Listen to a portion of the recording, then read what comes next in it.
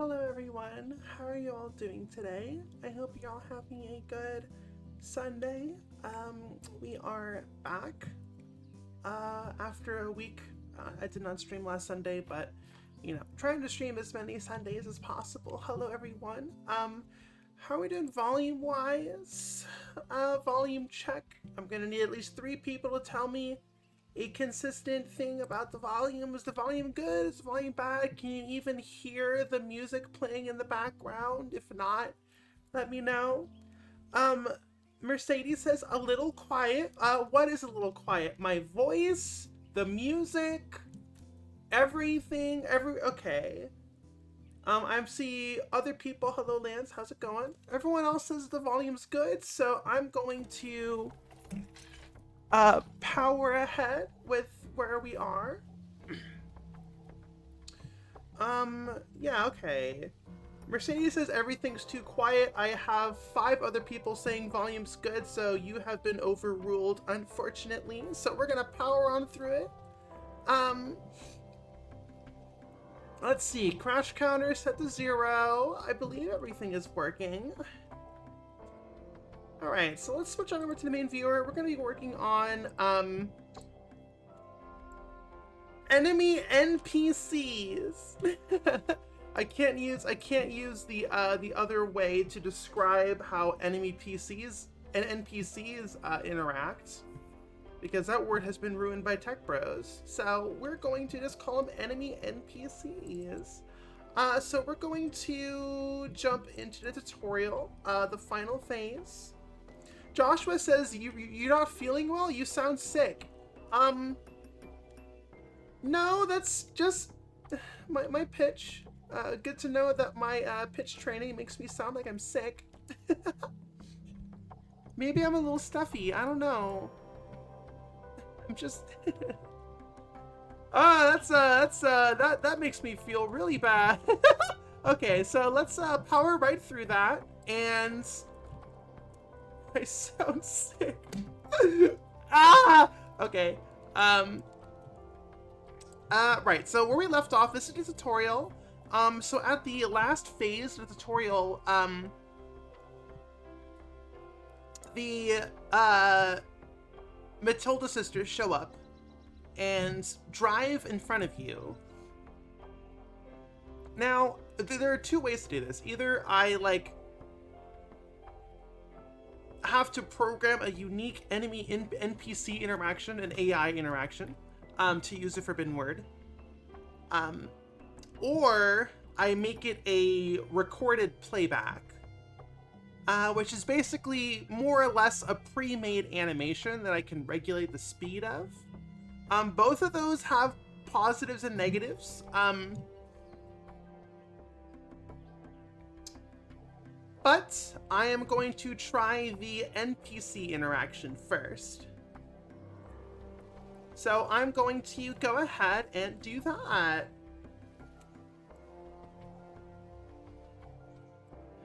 We also have a checkpoint set up here. So I'm going to program the checkpoints to to trigger. So when we start the game, we are going to just teleport to the level.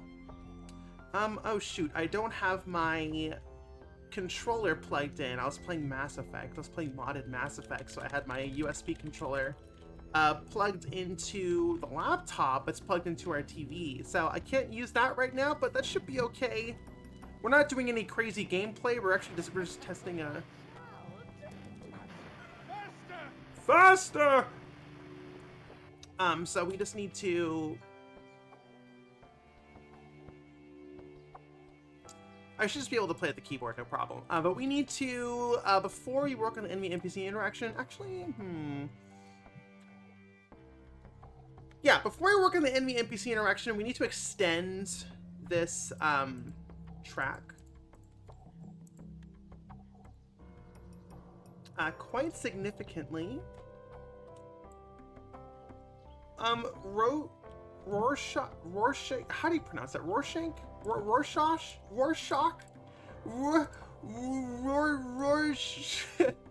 Rorsch says you sound, Lich-tastic and bunerific to me. Rorschach, right. Okay, I was right the first time. Rorschach.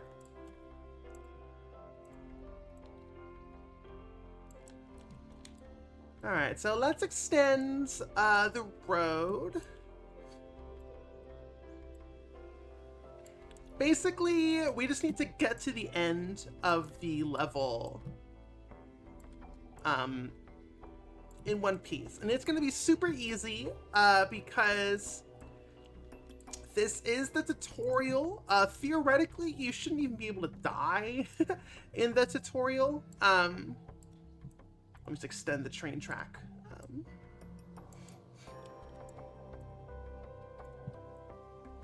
Right? You shouldn't. I mean, you can die because there is poison. We are introducing the concept of poison to the level.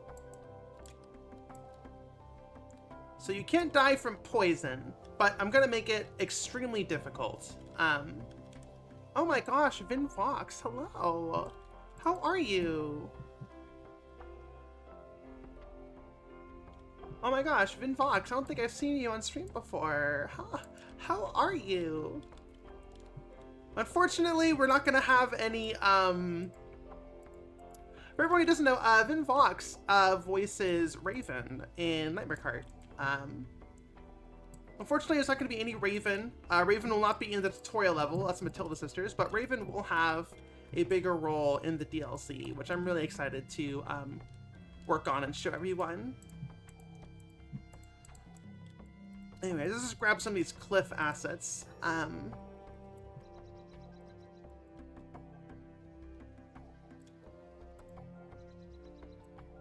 Glad to hear you're doing good, Vinbox.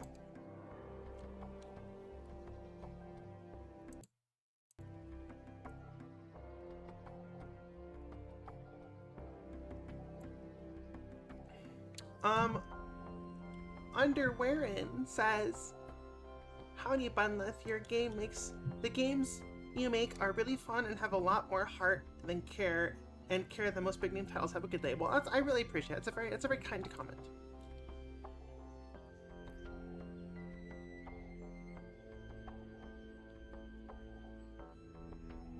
Alrighty, cakes. Yeah, so these are gonna be kind of just generic cliffs. I'm actually really proud of this cliff asset. These are all the same rock. I've just modeled it in a way that it's interesting from every, it's got like a unique facet on every side. So you know, you can kind of just rotate it around and it looks interesting and you can get like a nice varied look. I don't know, that's like common reusable asset aesthetic right there.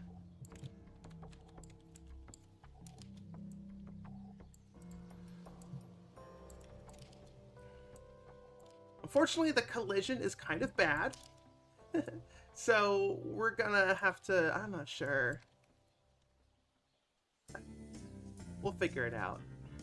Okay, that should be enough for now. We're going to just drive down, see how long this is.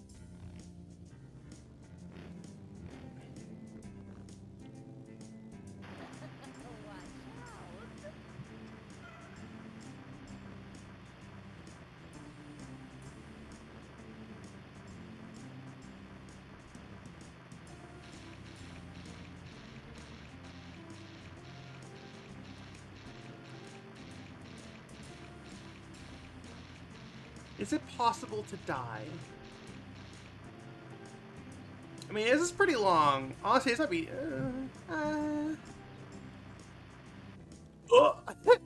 We should set up our collision. Honestly, I think that's long enough. Are these the Never Cold?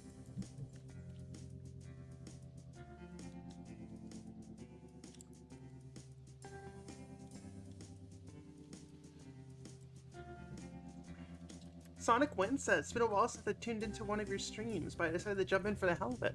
Well, glad to have you here.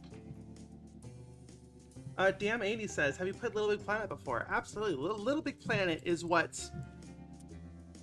I'm not going to say Little Big Planet inspired me to get into video games, but I definitely cultivated that. I've wanted to make video games ever since Mario 64 and Ocarina of Time. But Little Big Planet and Halo Forge. Mr. Mizik, thank you so much for the subscription. Little Big Planet and Halo 3 Forge definitely cultivated that want. I don't know if that's what made me like decide to. No. I wanted to get into game design, and every step I took when I was younger, what like pushed me towards that goal. So I'm not gonna say Little Big Planet and Halo Forge got me to be a game designer, but it definitely pushed my skill and cultivated my want. Definitely. So. Yes, to answer your question, I am a very big Little Big Planet fan. I was obsessed with it, especially 2, because 2 had the visual scripting, the circuitry, the circuit board, and you know, when he like, for those who don't know, hold on. Little Big Planet has a level editor, and Little Big Planet 2 had basically a set. Little Big Planet 2 allowed you to do complex programming using circuitry. And as you can see, all these little dots are, all these little squares are like simple blocks of code that you plug into each other to work.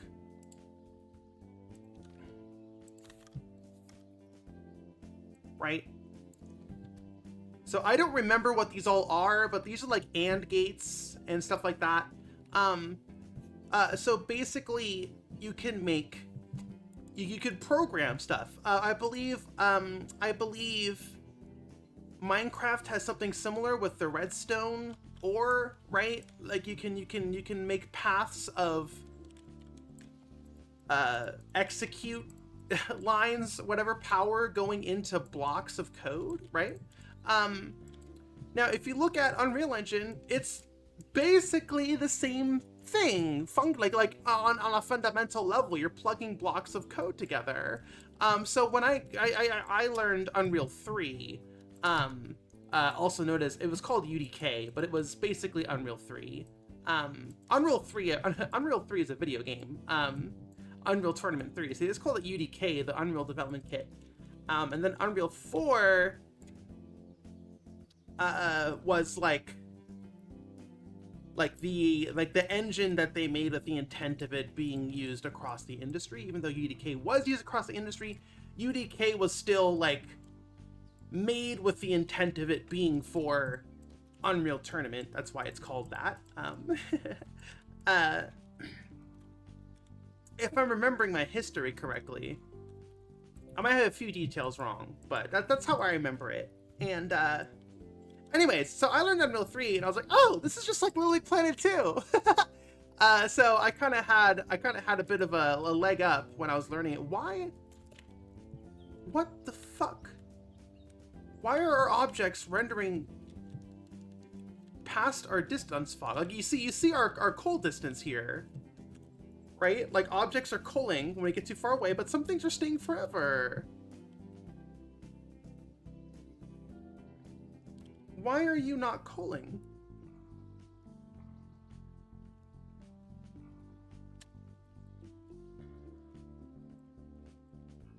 What the flip?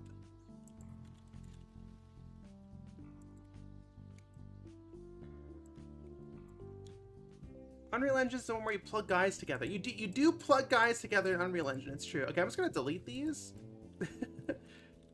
Like, I'm sure I could spend 5 minutes trying to figure out how to fix this issue, or I can just freaking delete them. Okay, I don't know why that was happening. Okay, now we have a unique piece of player collision right here. Yes. Alright, so we just need to extend our player collision. Oh my gosh, we got so many people in chat today. It makes me so happy. Have you seen any of the first-person shooters in Little Big Planet 2? Yes, of course I have. I'm a Little Big Planet veteran. Don't worry, I know everything there is to know. Hababa.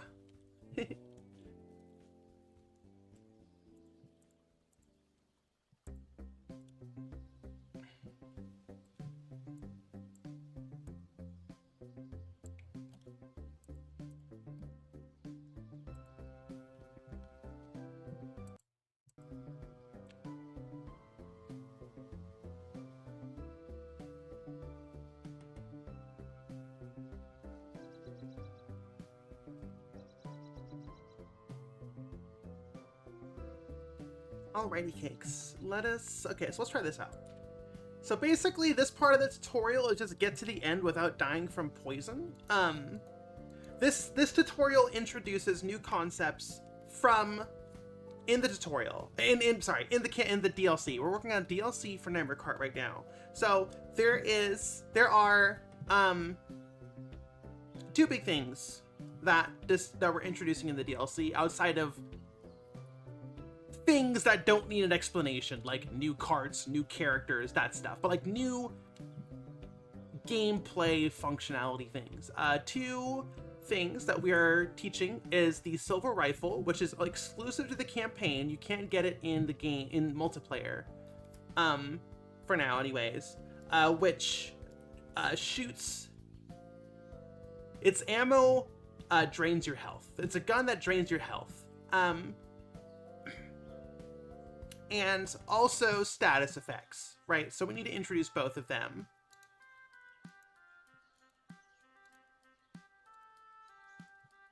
So this is the second half of the tutorial. We're loading in, and we're just doing the second half. Like the whole first half is behind us, but we're skipping past that. So now we have the second half.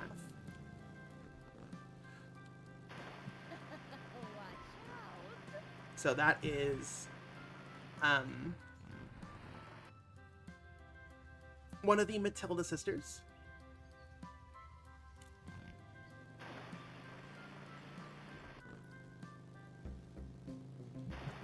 So you just need to stay out of the poison.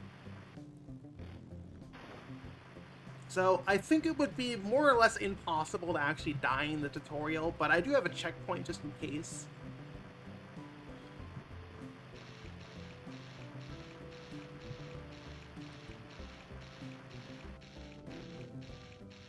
Okay. I don't think that's long enough. Honey Azealia, thank you so much for the 25 resub.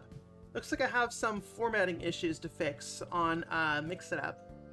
I finally broke free from Streamlabs, so I have to build all my stream stuff from scratch, which is annoying. But I am slowly working on it.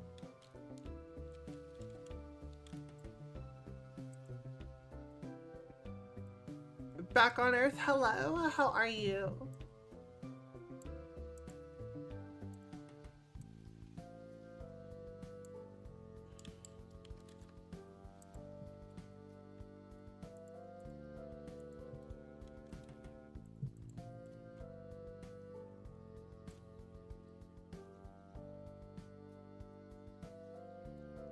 This is Miyazaki intended to poison the swamp. Right, exactly. The meme.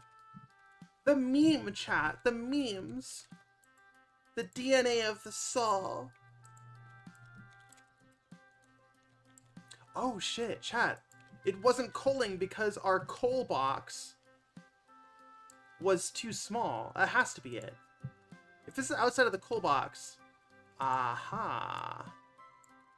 I see. Okay. So it was our coal box. Let's make it bigger.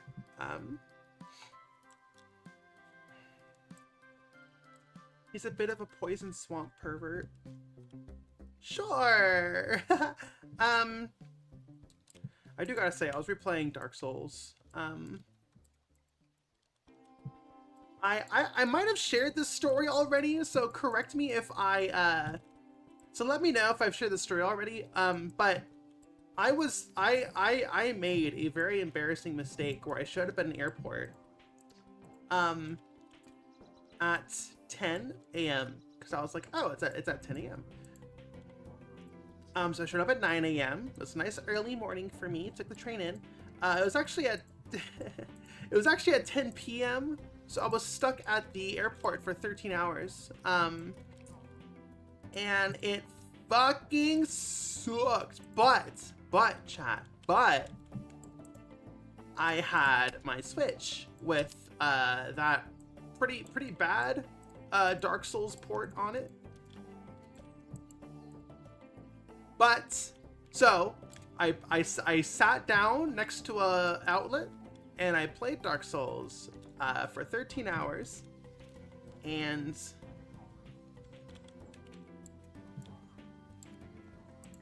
it was the first time I played Dark Souls since, oh god,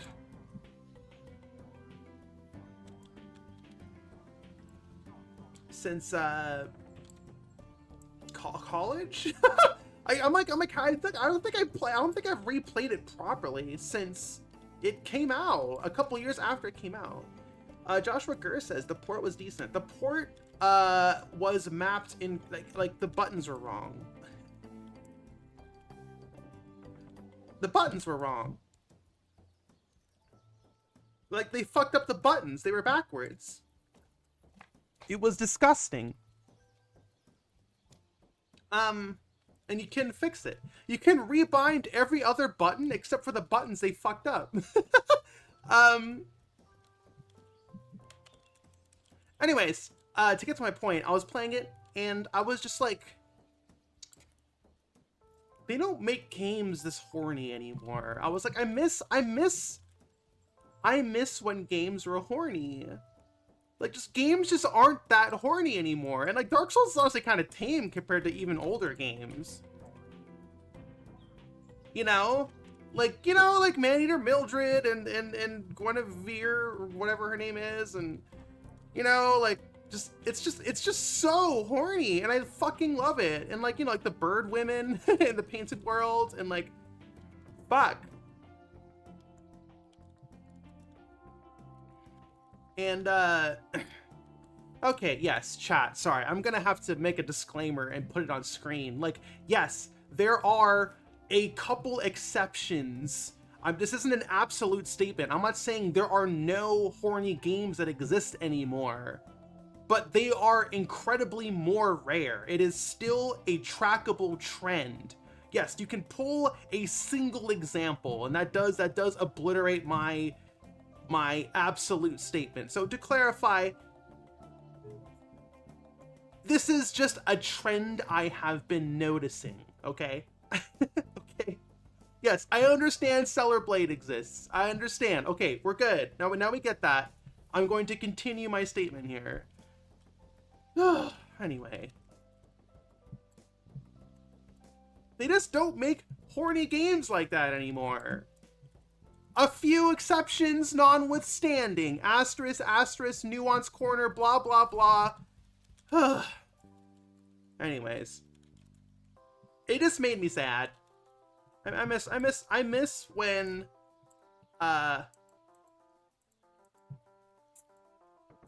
before fascism and its puritanical culture kind of infested our lives. More than it was already, of course. I'm not saying, like, in the 2000s, in the 2010s. Queenie, hello! Big 33 shout out to horny kinky games that appeal to me specifically, like Armored Core 6. Right, exactly. Right, FromSoft seems to be carrying the horny torch. They're a little more deft with their hand now. Like Armored Core 6, right? That's like Armored Core 6 is extremely horny, but it's under the guise of plausible deniability, right? There's no lady with massive tits in it. That, like, sure, yes, we all know the story. Miyazaki was like, those are a bit big, but he did decide to keep it in the game. Because games were more horny back then. on average, asterisk, nuance corner, blah, blah, blah. Anyways. But yeah, From Software carrying that torch. And I appreciate that.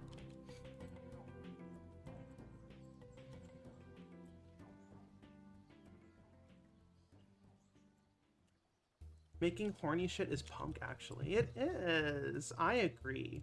Horny is punk.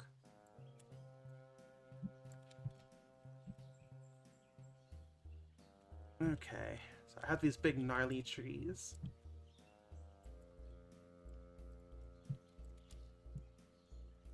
Shout out to Pseudo Regalia. Right. So, once again, Funlith Nuance Corner. Like, yes, technically, there are more horny games than ever before in the indie space, right? I'm talking about, like, you know, pop culture stuff, right? That's kind of what I'm trying to get at here. Like, by nature of, you know, there were, what's the statistic? There's like, I don't remember the exact number, but there's like a grand total of like 500 games or like 1,000 games for the PS2, like total, like ever.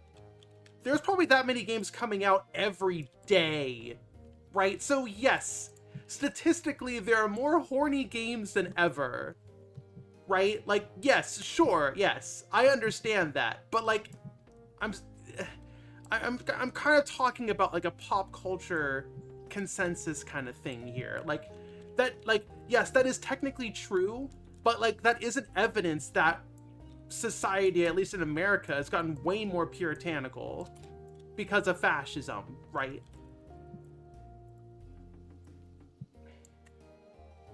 Great topic to talk about while I place these trees tediously one at a time.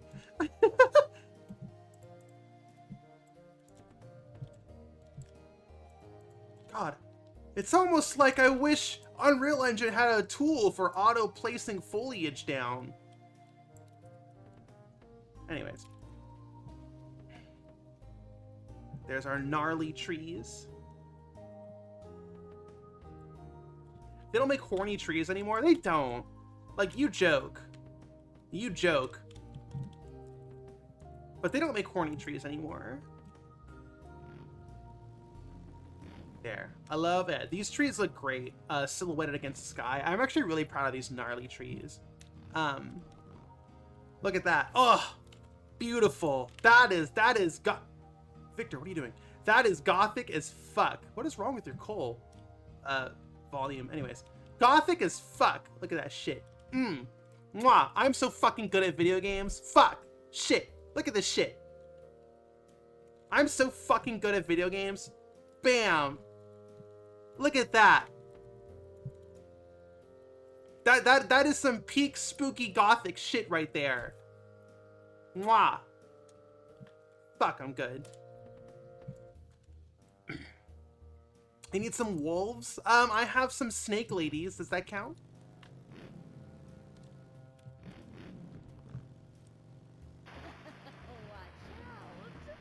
Okay, so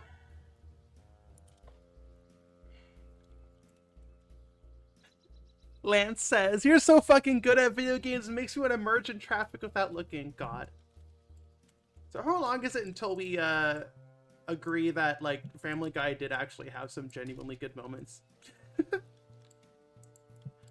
then again, I had some really bad moments too, so maybe we should just pretend that it was pretty bad. Okay, so we need to force... Okay, so basically... Aged horribly. So, he, watch out. Only plays when you hit the poison.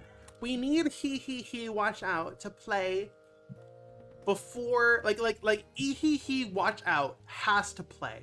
Which means... Right now, you can get through without it ever playing by just staying out of the water, right? Like, if we just never hit the poison water, they will never say, he, watch out, right? So I can get through this whole section of the tutorial without ever hearing them say, he, watch out. So we need to make it so it is impossible. Like, we need to make a part that, like, makes it impossible to hit to avoid the poison, right?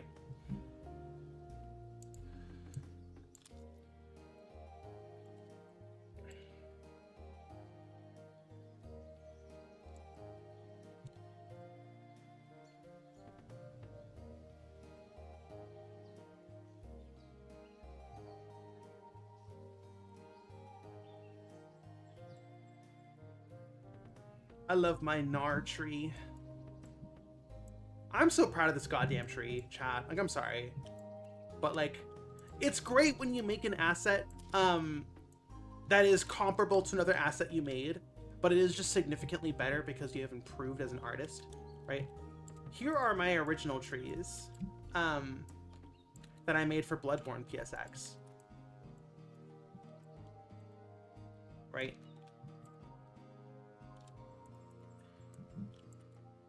And here are my gnarly trees. And I just think like this tree here is more like quote unquote realistic. What program is this? This is Unreal Engine. But this tree is more artistic with its stronger silhouettes. Right.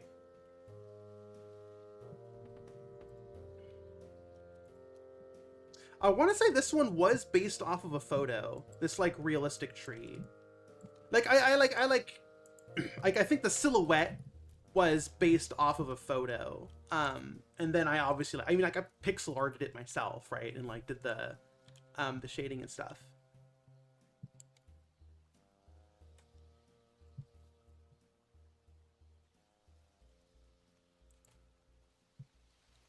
Anyways, okay, so now the poison water should be mandatory.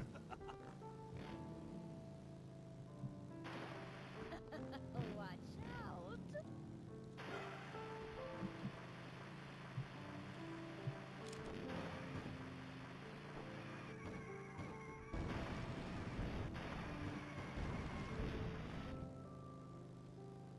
I should make one of the power. I'm not. But it would be fun to make one of the power-ups, the purple moss clump or whatever that like cures poison.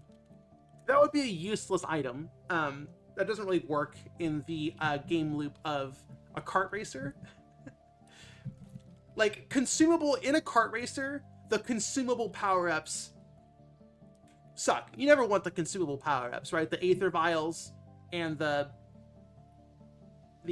healing transfuser, I think, are the only two. Oh, and the blood droplets for Nightmare Kart. Those are all consumables, and they just raise your number of boosts, or they raise your health, or they raise your blood droplet level.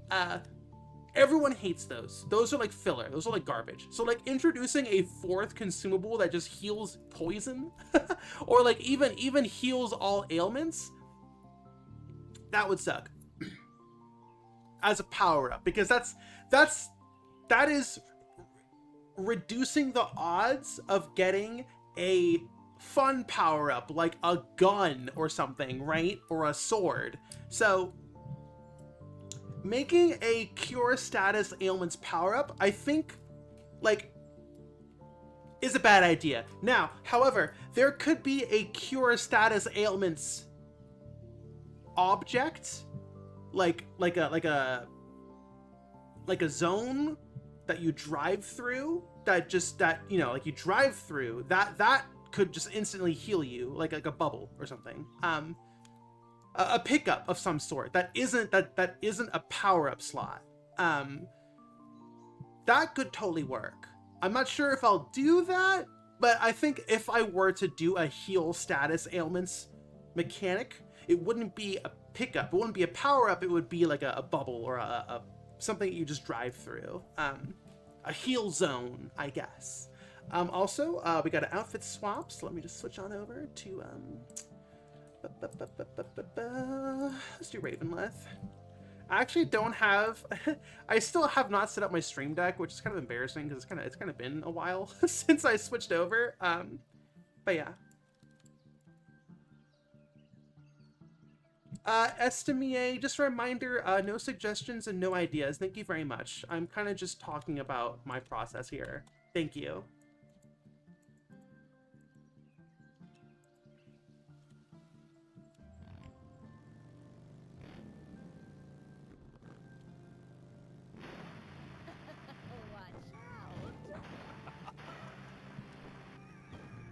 Okay, so now that we have, let's see, like, is this extended enough?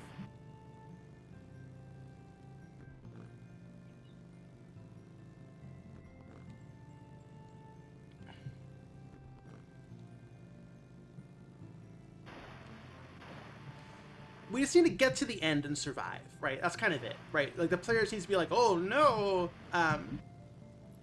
poison!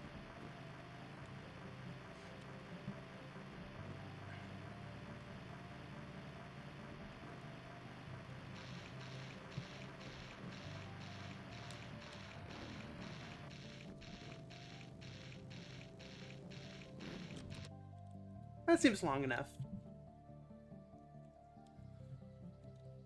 Is it long enough? That's long enough. That felt long enough. That actually felt a bit too long, but we're going to make this level more interesting by having enemy NPCs driving around in front of you. Victor says, is the production of The Witch Upstairs currently on hold? No, actually, the exact opposite. We are so deep into production. Actually, to answer your question, I just posted an update on the Kickstarter yesterday, or maybe 2 days ago.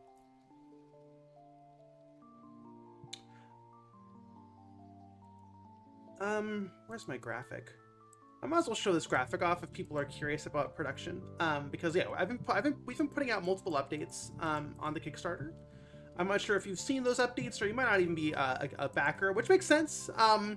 If you're not a backer, you wouldn't be seeing the updates, so it makes sense that you just haven't seen anything if you're not a backer. So that's a genuine question. Progress report. Okay, here we go. So this is our progress report for episode 2. This is basically a layout of the script,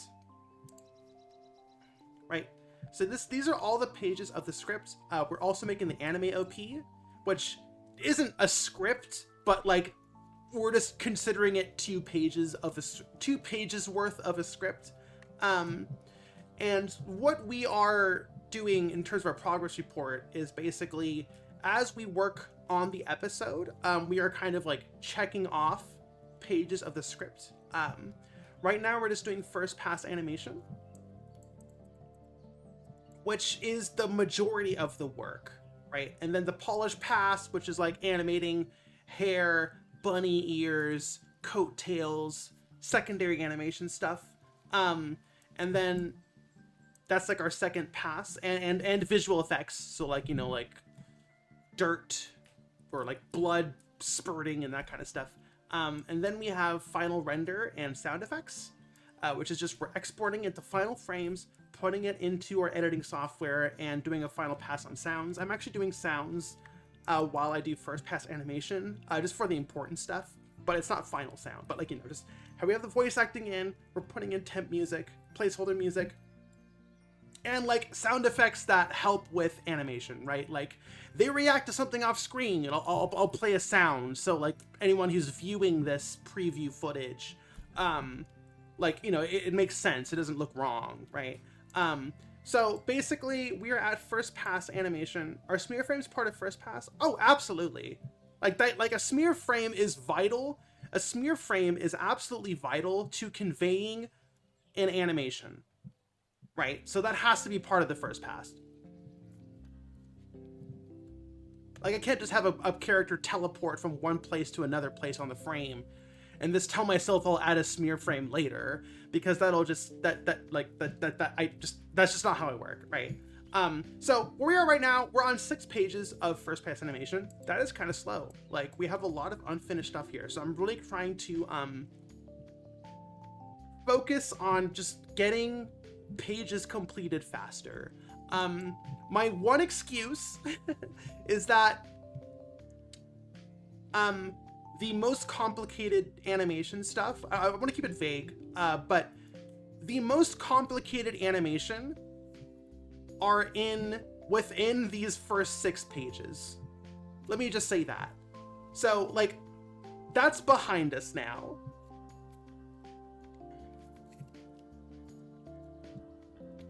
Anyways, but we're not here to talk up on this show. We're here to work on a video game. So let us get back to that. Okay, so we have these tree ramps. I don't really like these tree ramps anymore.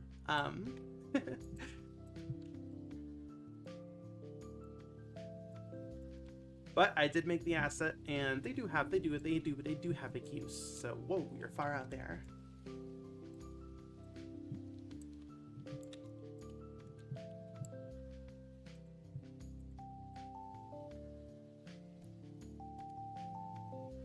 But yeah, that's kind of where we're at for Bundles to episode 2. Episode 2 is very clearly going to be the longest episode of the entire series. but I think episode 2 is the most important episode of the entire series. Possibly even more than episode 1. So we really want to go all out. We're going to give it... I'm not going to say we're going to go 100% on every single shot, because, you know, it's going to be probably longer than 15 minutes, which is significantly longer than episode 1. So we need to get... We don't... At the rate we're currently going, it's going to be out in like a year, and that is just not acceptable. Not for quality reasons. Like, I don't care how long it takes, like, in a vacuum, but the Kickstarter money can only will only let us live for a set amount of time, and 1 year per episode is just not in that window. So we need to speed it up. Watch out. More or less.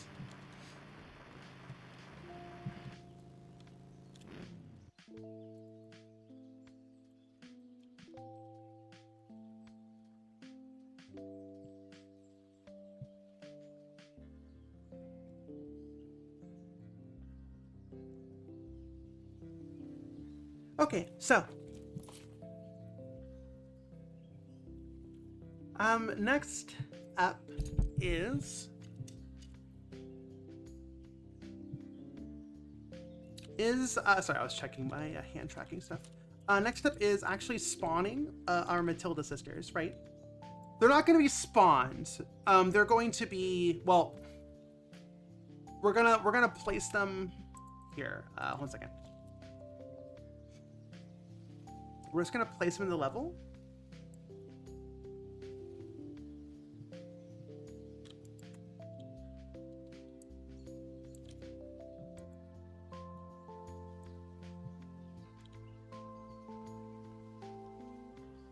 Forget what their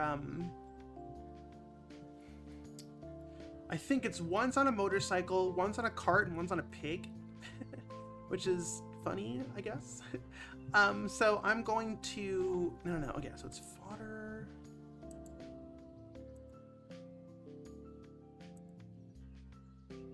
Huh. I think I do have to.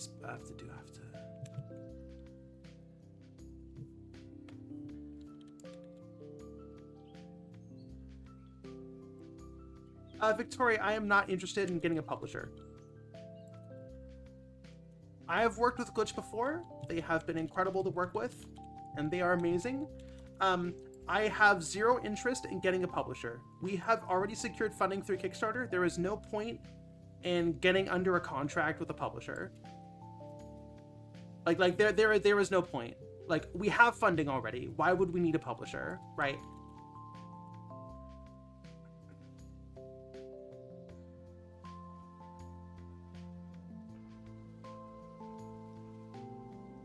We already have funding, so I don't understand what the point of working with, like, getting a publisher would be. I want to remain independent.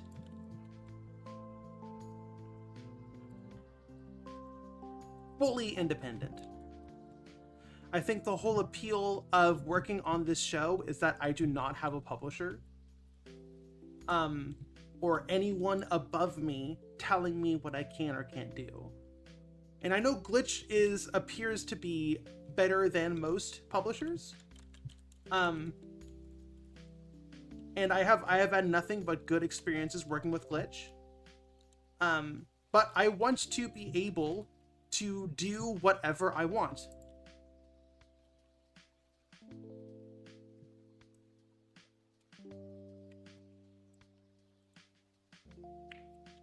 And even the best publisher in the world, even the best, most ethical, most nice publisher in the world would still get in the way, get mixed up in my ability to do whatever I want, right?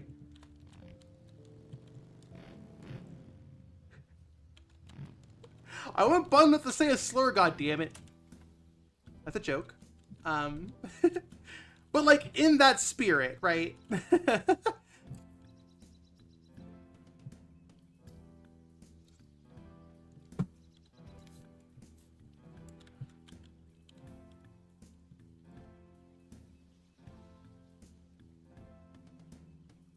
And like, I understand that is a compromise for most people. They're going to give you money, and in return, you kind of have to listen to them because they have the money. But like, we got funded through Kickstarter. We have the money already. So like, there's like, the only thing that a publisher at that point would do would be help with distribution, merch, blah blah blah. And like, yeah, I understand that Bunless Show wouldn't get as big an audience as if we remain fully independent, compared to a publisher, and we'd probably make less money off of it, off of merch sales and stuff. But I don't really care about that. I'm not here for money. I just want to make a fun show about being gay, you know, and like make jokes about old video games.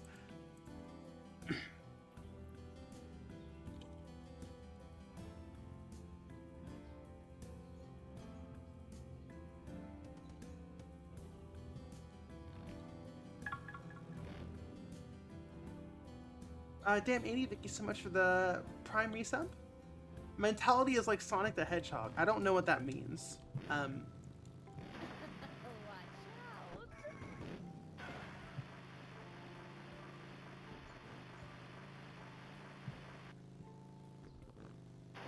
Okay, so let's stop beating around the bush and talking about making Bunless to say F slurs. And we're going to spawn actor from class. Okay, this is going to be, I guess this would, okay, we need to put a trigger volume. When you hit the trigger volume, which will have to be after the mandatory poison hit, so like right here, so we hit the trigger volume. Hunter trigger volume. Okay, so we hit this trigger, let's make it extra wide for those pesky speedrunners who love going around trigger volumes. Okay, so we're going to...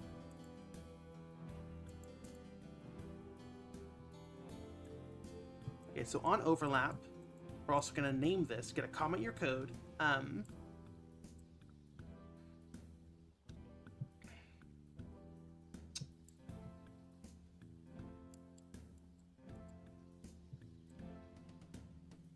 Spawn Matilda Sisters.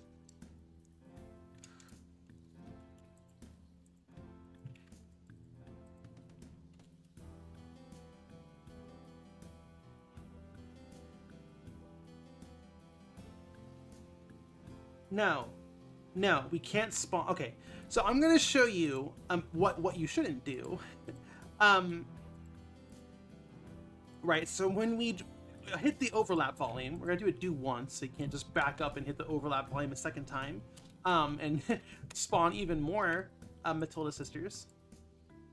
The last thing we want is like 12 giant, super tall snake women who are angry at you. We only want 3. No one would want 12.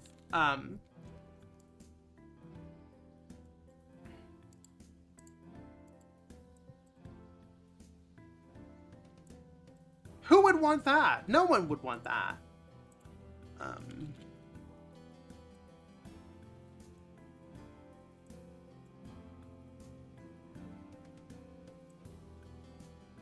The fuck is we? Okay, so this is... So I'm going to... we kind of talked about pooling before. So I'm going to show you what happens when you don't pool your actors.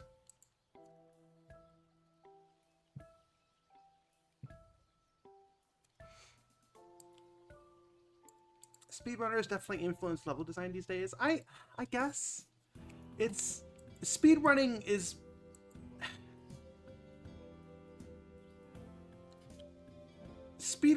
just, how do I say this? Speedrunning is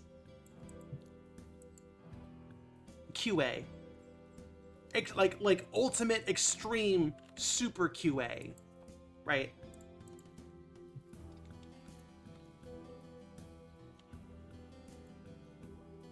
That's more or less what it is, right? If it wasn't me saying I should make this extra wide because speedrunners. I know, I'd be like, oh, I'd make this extra wide because my QA team will find a way around it. It's like the same idea, right? It's just that, like, speedrunners have made quality assurance a job, like a paying job, which is really funny to say because QA should be a paying job, but there's no fucking jobs in the industry anymore now, are there? Fuck, I wish my soundboard worked. I would have vine boomed. Anyways, just imagine the vine boom and imagine how funny it was. Okay, so when you hit this volume, we're gonna spawn a Matilda sister.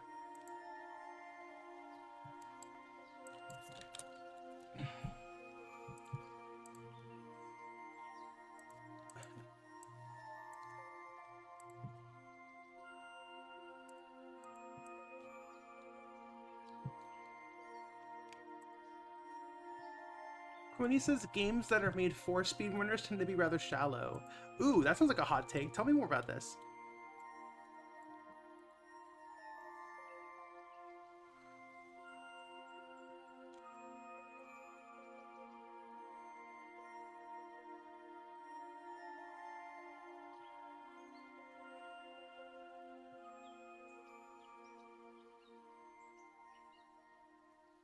So we hit this volume, we are going to spawn a Matilda sister.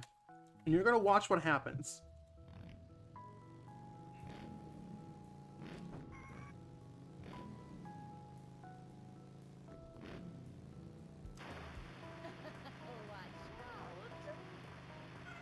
Did you see that big hitch? There was a big hitch. The game just froze for a second while it was loading in that asset. Right?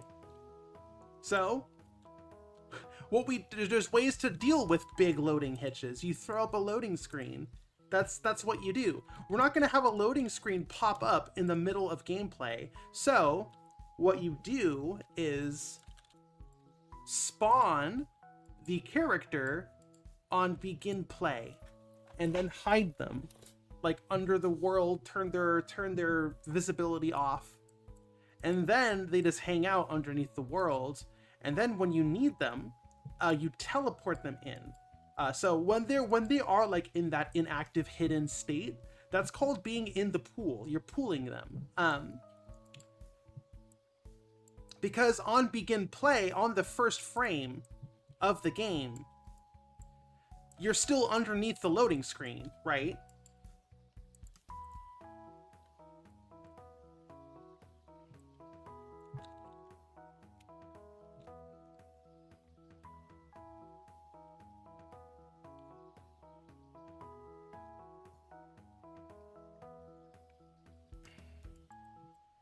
Okay, here's a hot take from Kuni.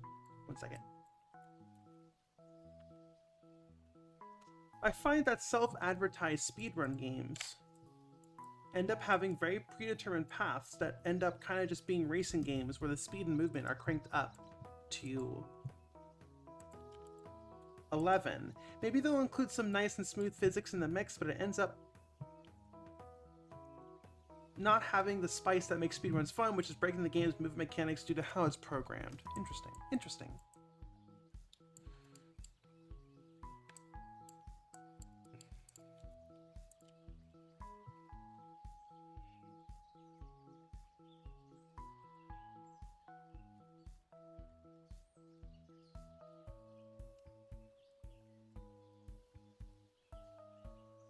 Draco says, pre-allocating memory and resources. Right. Yeah. Pooling is, yeah, allocating resources. I'm still, it's just part of optimization, right?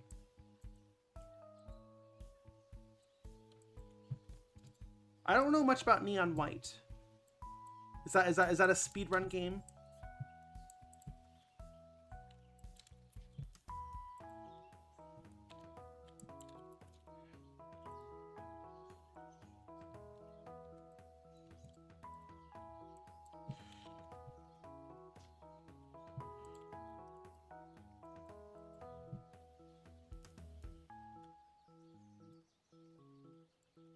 Oh, it's like Mirror's Edge. I see.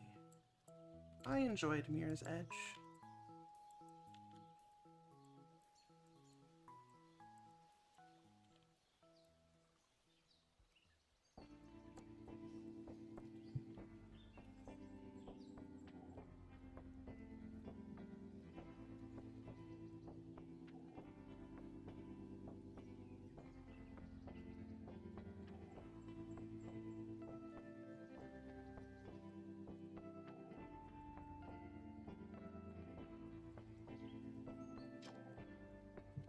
All right, so now, chat.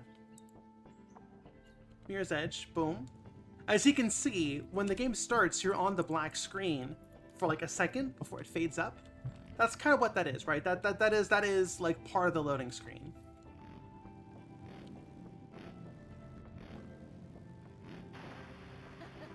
Watch out. And now there's no hitch because that hitch was hidden behind the loading screen. Now we have a lot of snake ladies. Only 2 though. Interesting.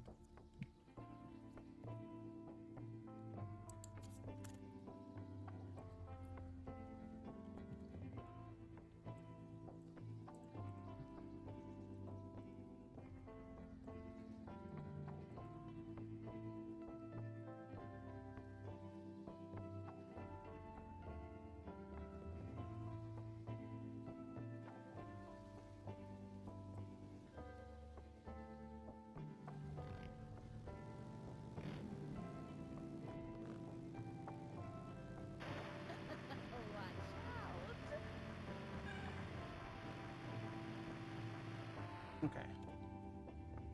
Look at that, we got our 4 snadies. We got our 4 snake ladies. Because we're counting from 0, not from 1. And then we're gonna make a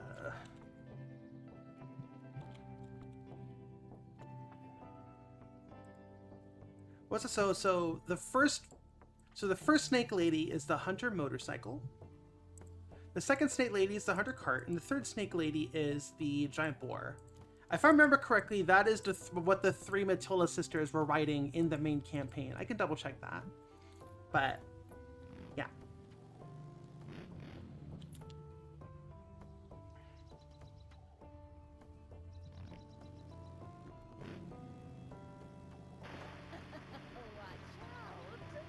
So now you see there's no hitch, because the hitch was hidden behind that black frame. Oh,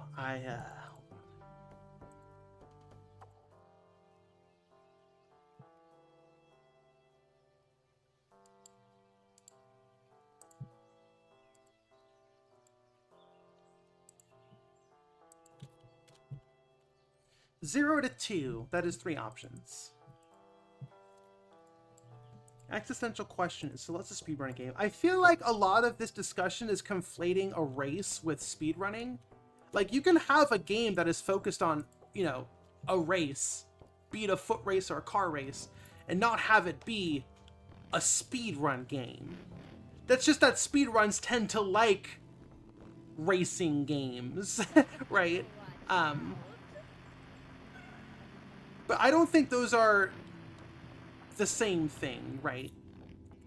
That's just my opinion, though. Okay, there are 3 Matilda sisters.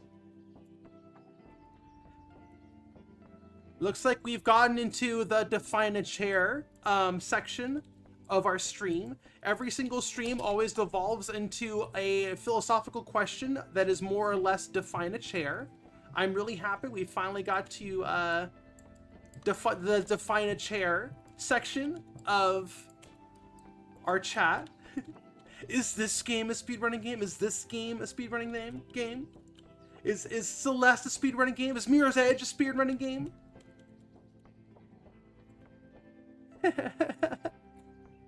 Is this a chair? Is a horse a chair? It has 4 legs and a back. Define a chair.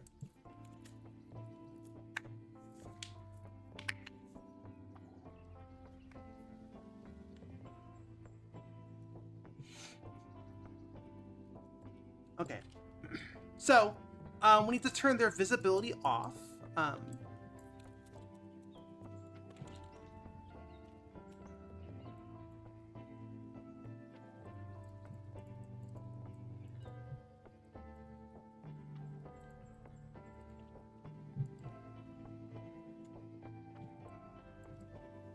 It's more about author's intent. Right. I see what you're saying, Kuni. Right. The author is intending on making a speedrunning game and going into it with that mentality.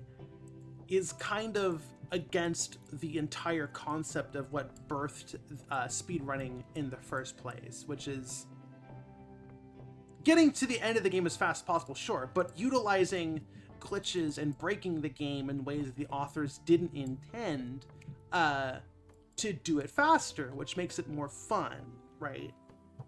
But that's kind of, but like, you know, an author intending a game to be speedrun, it kind of goes against that mentality.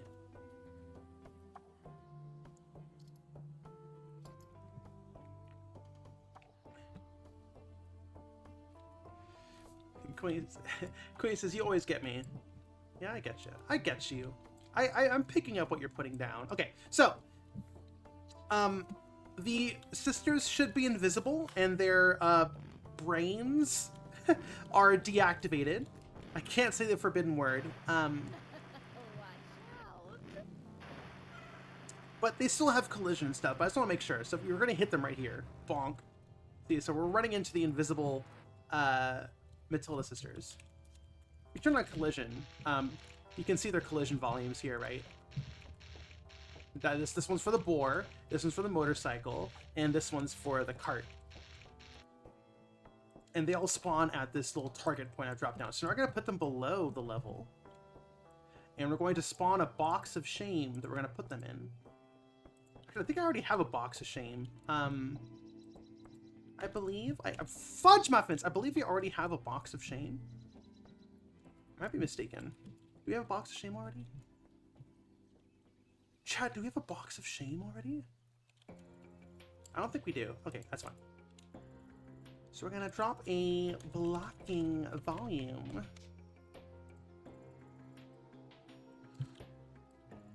I guess we don't need walls and ceilings. They're not gonna fall out of the world. But just to be safe, in case they like collide against each other or something, we are gonna add some walls and some ceilings, or wait, just one ceiling. And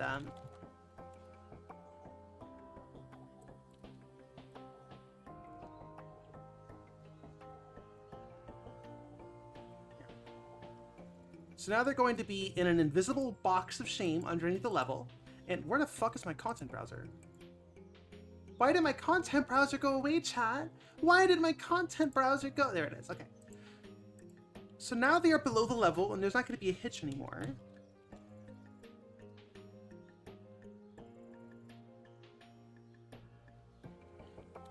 Victor says, going back to talking a bit about Bunlet's show, I noticed some references to Tron, especially when they are digitized in the style of Sailor Moon and go into the Nightmare universe.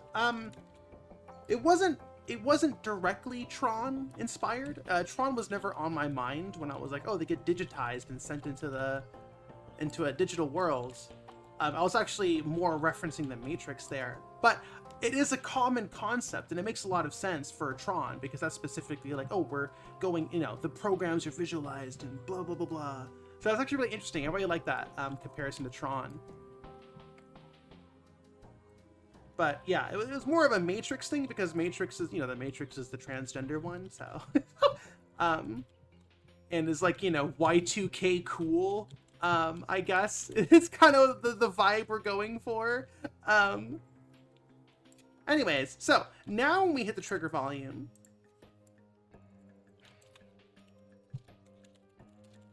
always comment your code, kids.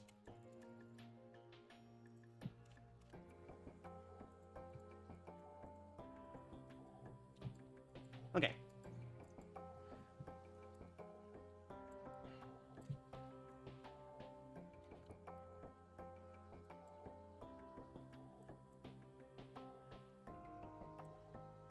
Hold on one second, chat.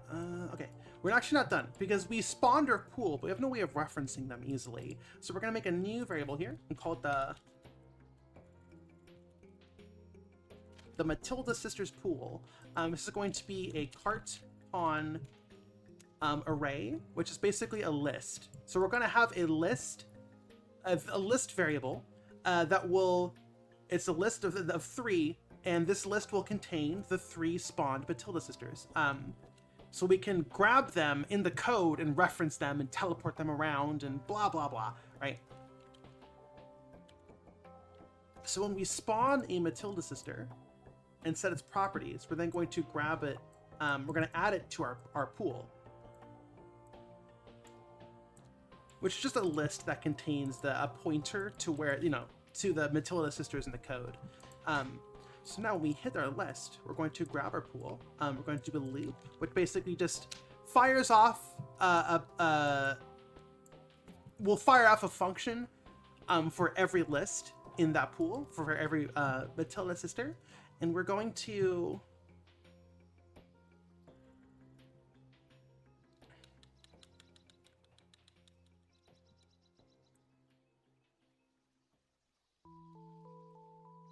excuse me, and we're going to teleport them to their marks. So we want them to spawn on the cliffs, and then they spawn on the cliffs and they drop down into this valley here that the player is driving down.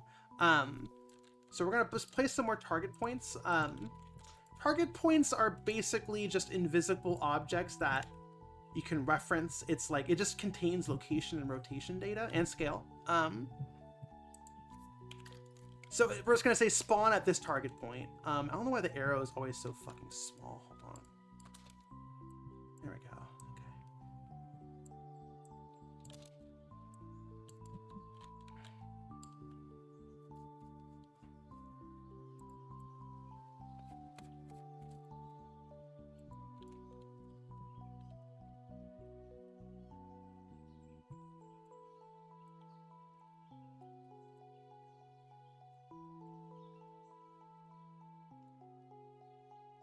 Pineapple Bread says, have the ears in the model changed? They look hecking awesome. They have not changed, actually.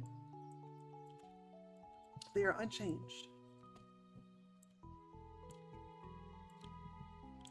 Okay, so we're just gonna place, one on the right, two on the left. And then we're gonna teleport them. This music is from Night in the Woods. Very good game. I really need to replay it. Okay, so we're going to grab our target points. So these are basically just spawn points, right? Right now, they're like target points can be used for many things, but right now they are spawn points, right? So list entry 0 will spawn a target point 3, list entry 1 will spawn a target point 4, and list entry 2 will spawn a target point 2. Wow, that one lines up. All right, so we're going to set world actor transform. Boop. We actually don't want the scale. We want their scale to be 1, right? Like we don't want to make them big or small or anything. So so we're gonna get the transform, which a transform is just location, rotation, and scale data. Well, we just want location and rotation, right? So we're just gonna say location and rotation, and we're gonna set their scale to 1, which is unchanged.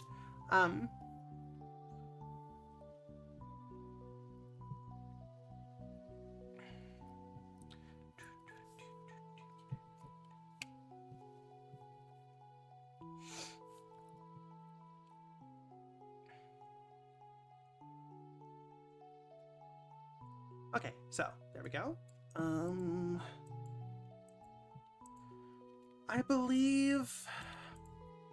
I think so let us test now. I'm going to play a sound effect. Not there. Okay, so after they have all been teleported from their pool into their mark. Oh, we also need to make them visible. They're currently invisible. Right. There we go. When you play a sound, which I'm going to do engine rev. If you've played Nightmare Car, you probably know engine rev.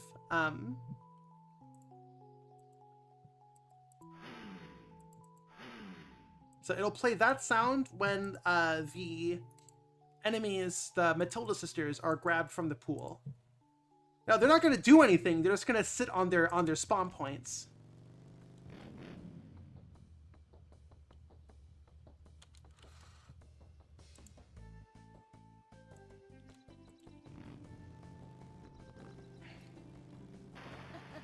Watch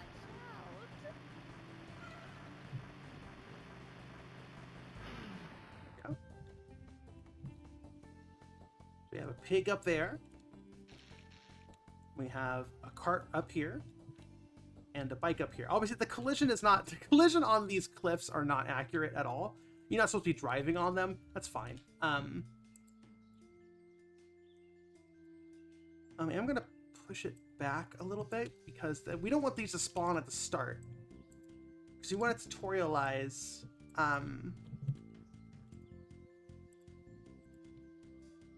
the poison. Right.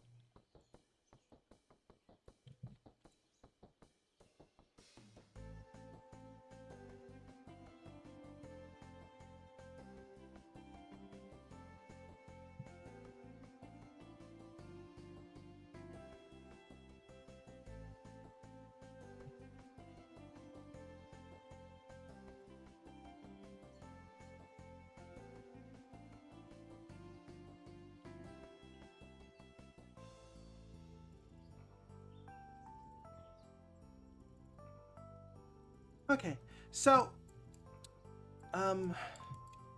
next we are going to impulse them. So like give them a launch. We're gonna launch them off the cliff into the drivable play space. But first, I'm gonna do a quick bio break, and then when we get back, we'll work on that. So just 1 second.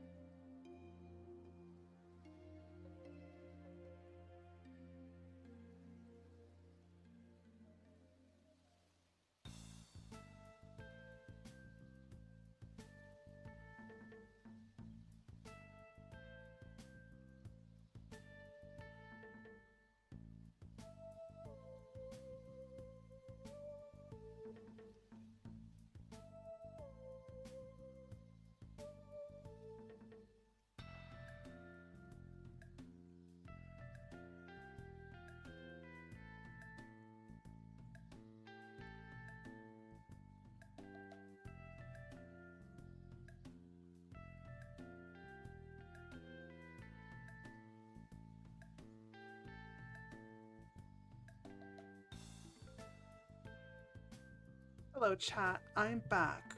I really need to make a better BRB screen. I'm sure that GIF is super annoying. Alrighty, cakes. Welcome back. Good to be back. Paula says, is that an empty leaderboard? I don't know what you're talking about. Okay. So, right. So when the Matilda sisters spawn, air quotes, spawn on the cliff, where are my hands?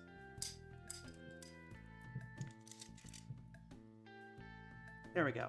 Air quotes. I have cube hands, so I can't do air quotes, but I'm doing air quotes. When they spawn on the cliff, we are going to add an impulse.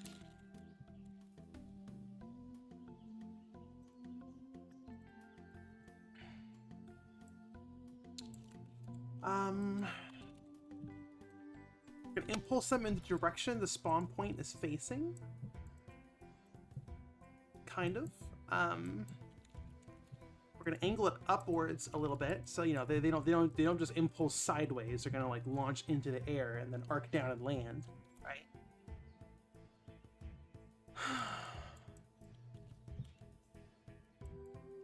Normalize. Multiply. I want to say impulses are really weird. Like they have to be really big. That's like 5,000 force in the direction of the spawn point, but angled up a little bit.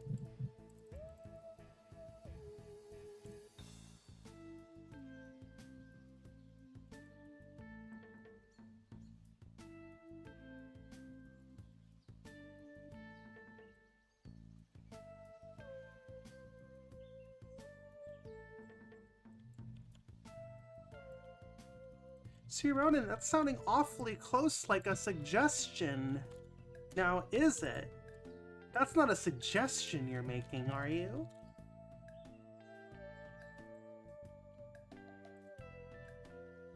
Max Rinaldi, CCW, hello. How's it going?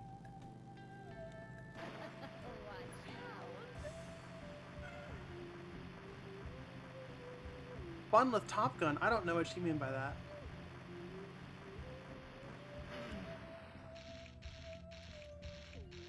Oh. Wow, they went really far. Okay. Oh, Ravenlith. Yeah. I'm not a fucking an airplane pilot. Ew. No, I'm a mech pilot. How dare you? I'm a mech pilot. Ew. I want to reference real world murder machine pilots, just the fictional ones.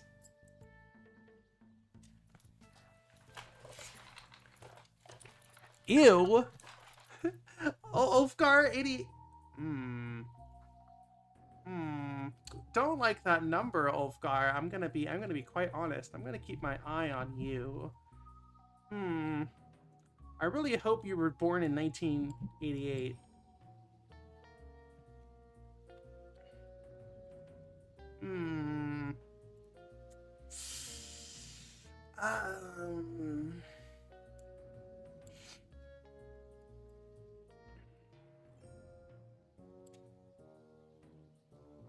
Your birthday. That makes a lot of sense. I really appreciate that. Thank you for the clarification. And I'm really sorry that the fascists have stolen that number from you. That really sucks.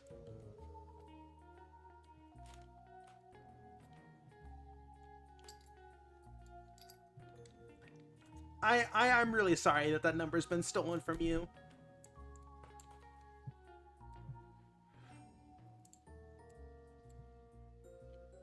Okay. Let's see here. So we can't have the enemies spawn while the tutorial prompt is still visible. So, okay.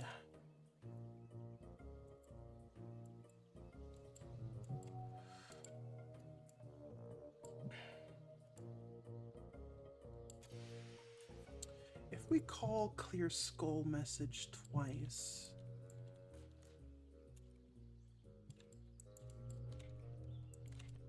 Okay, job. Okay, so we're going to have it, if the scroll message is up, if the tutorial prompt is up, we're going to clear it.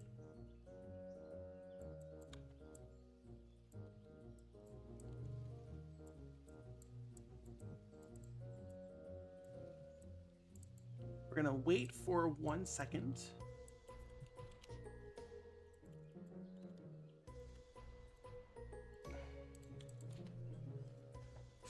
Oh, goodness, excuse me. Oh, and the force was way too much.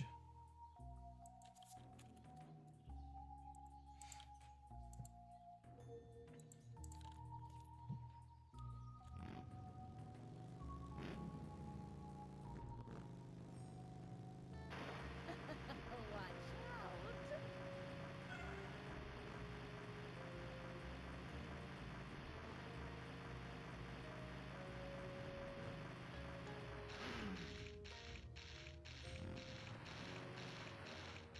Okay, so 5,000 launched them like a mile down the track. 500 didn't even get them off the ground. Let's do 1,000. Excuse me. Alright, cakes. Wireframes we actually seen spawn. Watch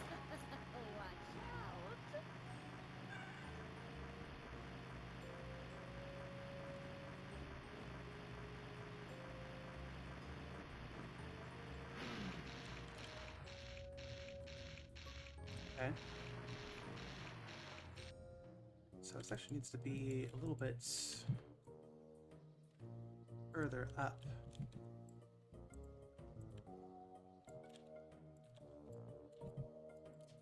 Hot snake lays at the bar telling me to watch out for the slippery floor. Quinny, you're so funny.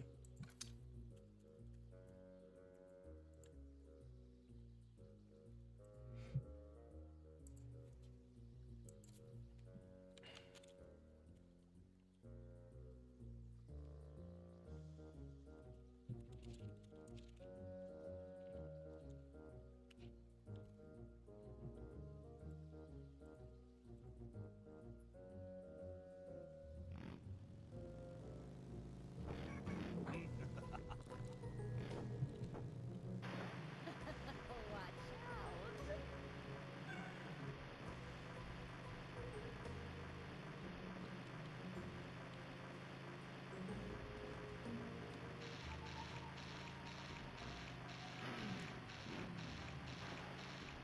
Okay. Where's our piggy? Oh, there you are. Okay, so Piggy is too far behind. So we're gonna put Piggy up here. I really want to see Piggy silhouetted against the moon. You know? I want to see the Piggy against the moon.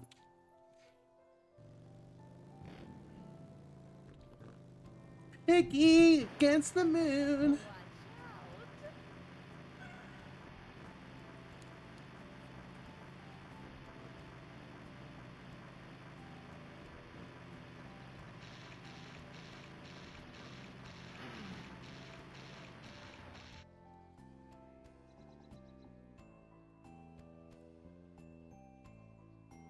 Okay, Piggy won't be silhouetted against the moon, but this is what, target point 3? Target point 3 is option 0. Option 0 is motorcycle. Okay, so motorcycle will be against the moon.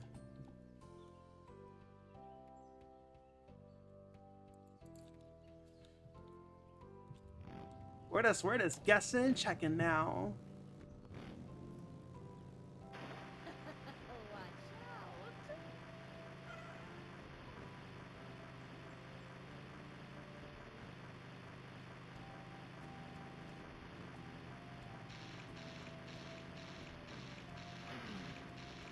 Watch out. No. Okay. The moon is on the right side. The moon. Okay. I mean, well, there's actually a name for this. When you reach the edge of the skybox and you start to notice that it's a sphere.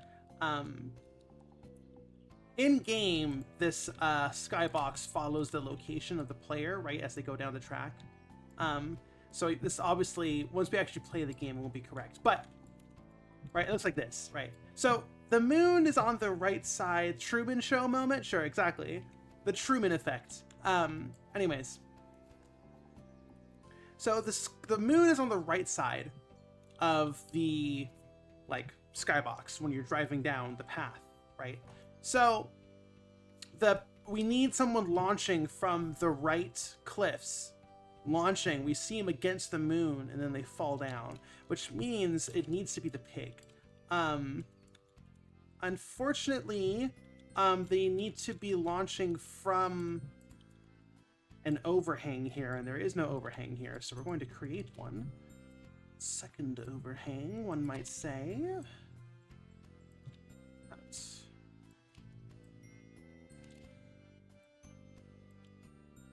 Oh. Okay, let's try that.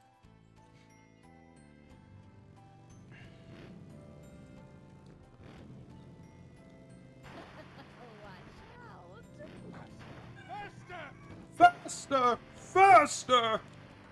Okay, also, okay, I'm gonna wait here because this tutorial does have a 12-second timeout, which triggers the clear message function. So what happens when you trigger a clear message function when there is no message currently to be cleared?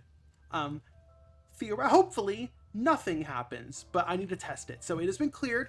We're now going to hit the volume that clears the message a second time, and spawns, air quotes, the where's my second hand? Hello, yeah, and spawns the Matilda sisters.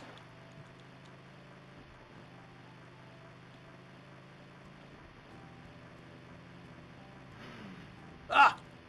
Okay, the pig was almost silhouetted against the moon. I'm gonna move it back a little bit.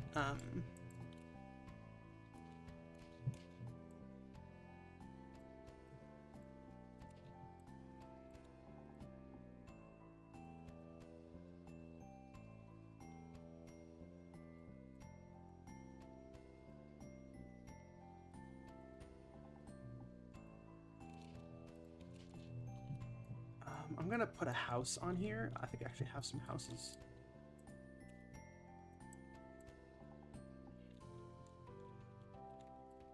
Here, we're gonna spawn him from behind the house.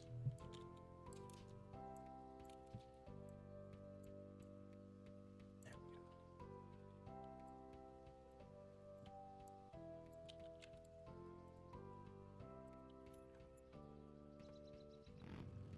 I need to hide their spawn points, right? Behind a tree or behind a house.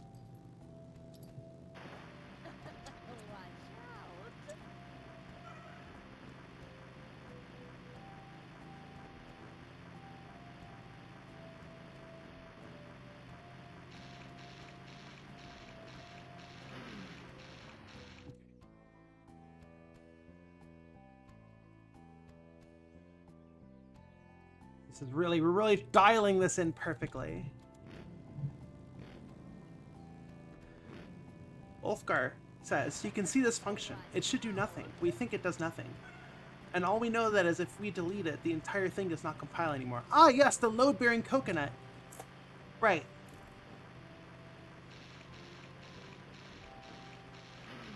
Boom! Ugh, not silhouetted enough. I'm going to write an exception for a target point 2. Because right now we're angling the launch vector up by an amount, which is good for the two Miss Sisters on the left. But the sister on the right needs to be at a higher velocity so that it goes in front of the moon more. So let's see, the pool. Option 2 is giant boar. So when our index equal to 2,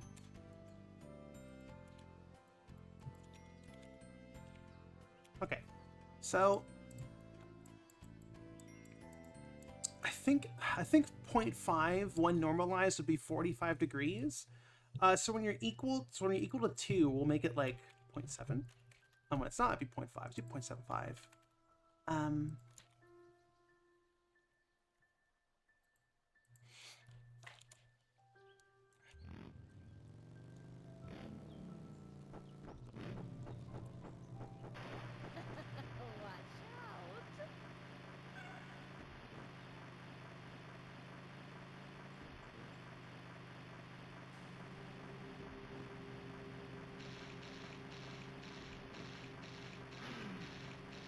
I'm gonna make it more powerful. We need to angle it more to the right.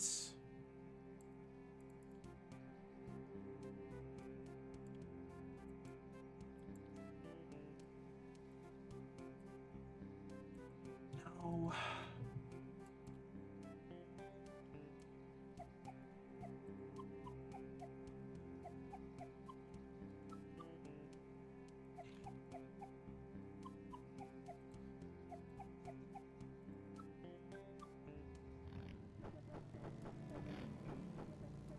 The Truman effect. That might have been the name of the thingamajig. I also need to make the status effect screen flash when the tutorial shows up, so it's consistent with the tutorial from the main campaign. Oh yeah! Oh, that's good. Oh, did you see that shit, chat? Did you see that shit? It's a bit too high, actually. Oh, that looks so good, though.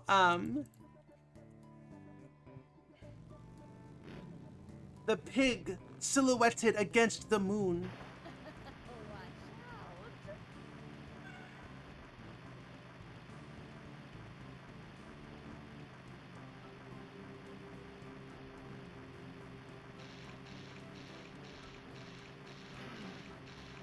Yeah, unfortunately, the status effect kind of covers it, but what can you do?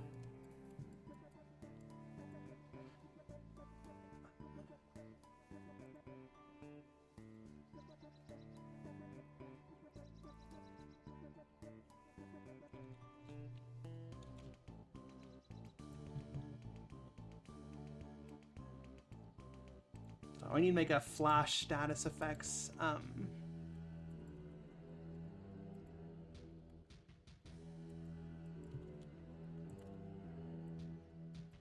Animation.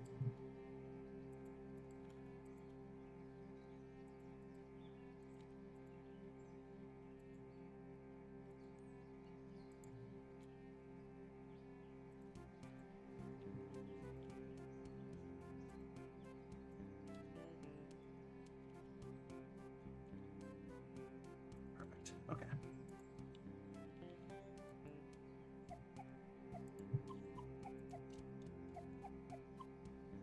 Excuse me. Okay.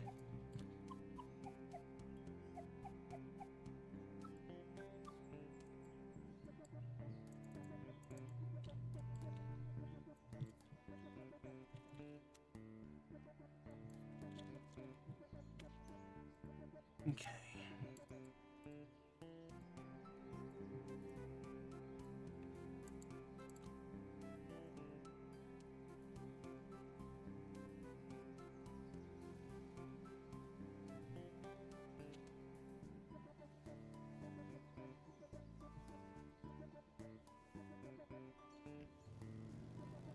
Right, so now the status effects window will now flash when the tutorial pops up.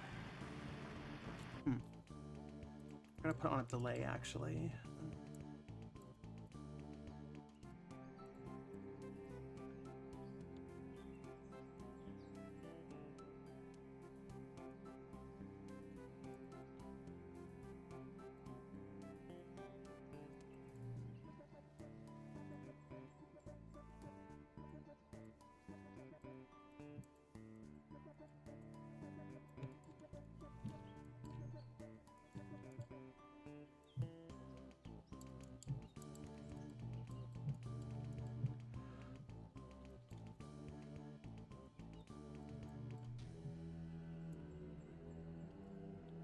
Just delay it by like a second, then we'll flash it.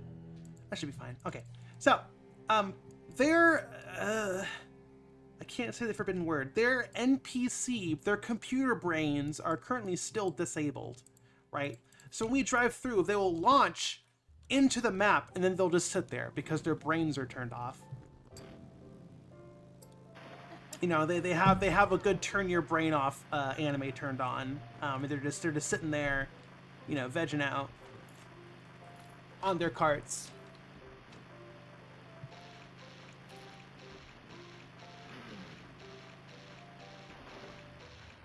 Right, so they're just off.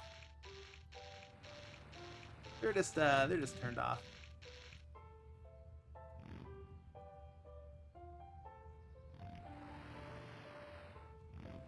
So now, let's turn their brains on. So we're going to grab... So basically, we're going to turn their brains on.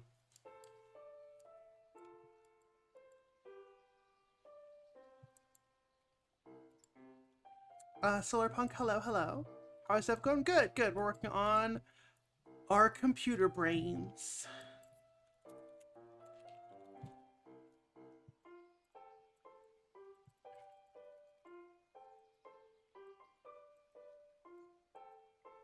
Okay.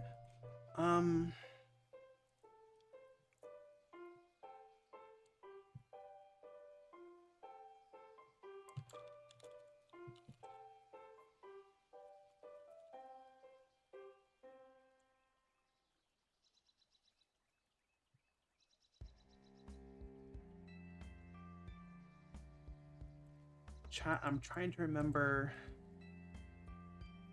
how I do this.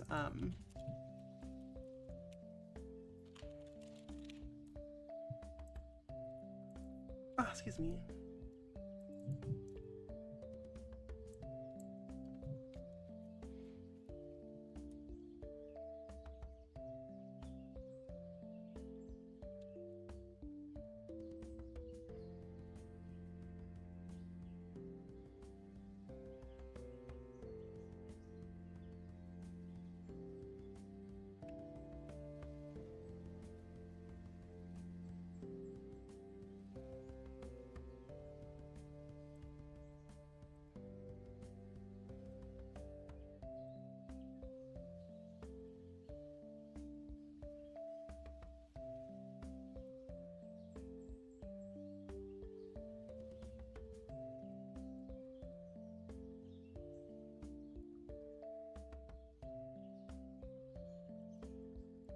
Hold on, chat. I'm trying to remember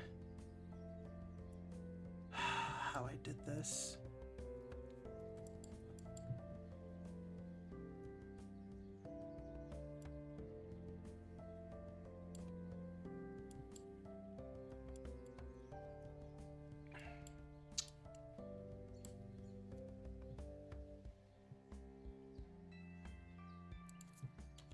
Basically, we need to feed a custom destination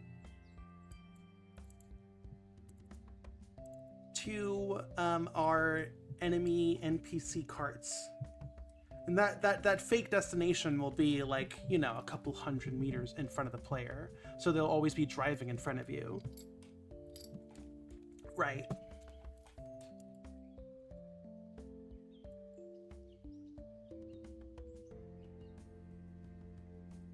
Okay.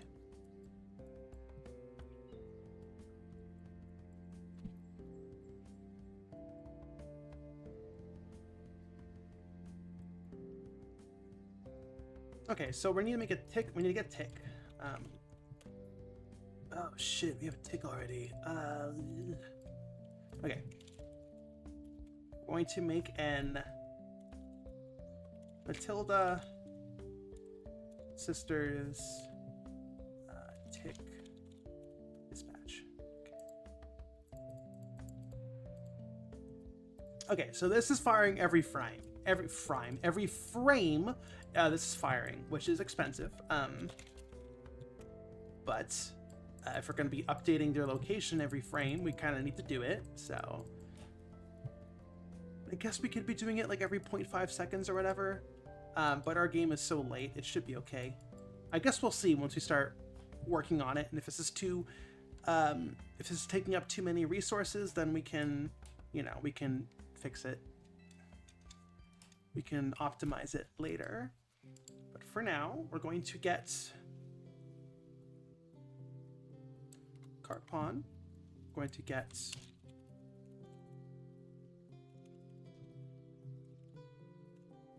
actor location.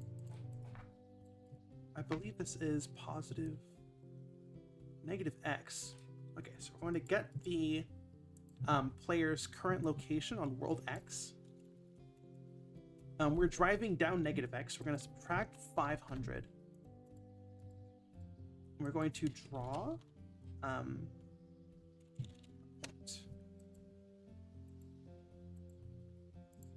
so 500 units in front of the player.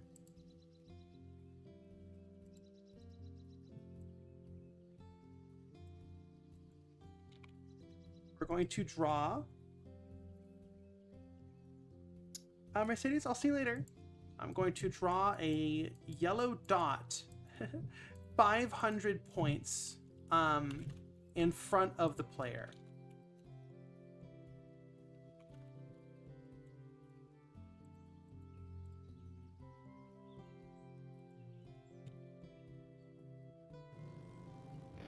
There it is. Beautiful.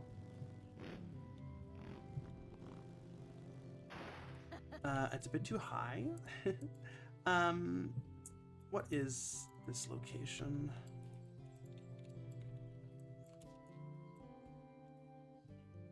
Negative 421.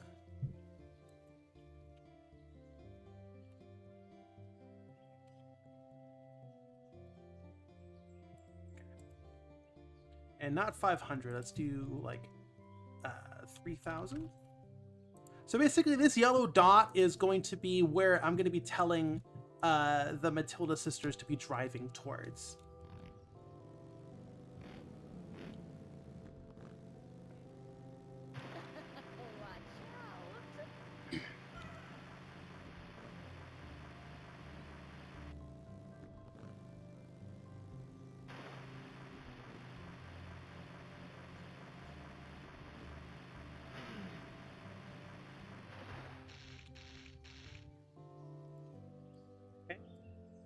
So I'm going to make a new variable called Matilda Sisters. I guess I'll say active, not spawned. Matilda Sisters active. We're going to put a bool, which is just a, a single binary yes, no. Okay, so when we grab them, it plays the engine rev noise, and we're going to set Matilda Sisters active to true. And when that happens, that is going to enable our tick dispatch. Okay, and then we're going to get our sisters pool. We're going to do a loop.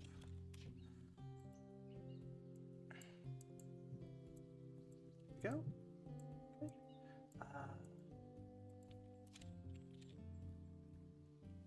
Get their controller, their brain, basically. We're going to cast to the Kart Pawn NPC brain.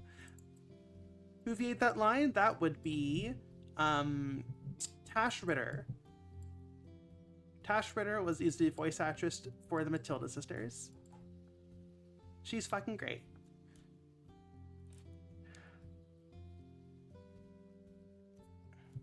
Okie dokie. So we're going to get set the nav pathfinding point to where that yellow dot is.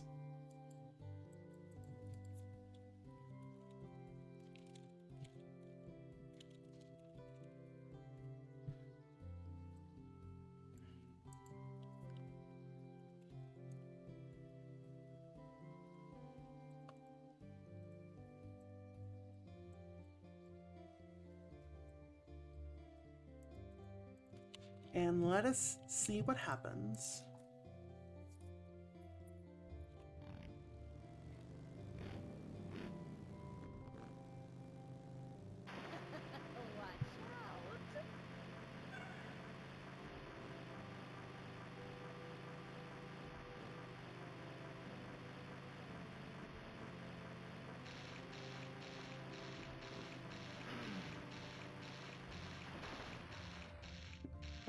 So they don't seem to be going towards it.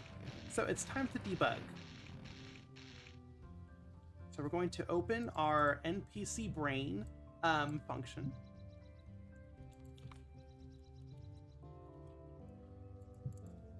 And let's see what their brains are currently doing. Nothing. Now, why are you doing nothing?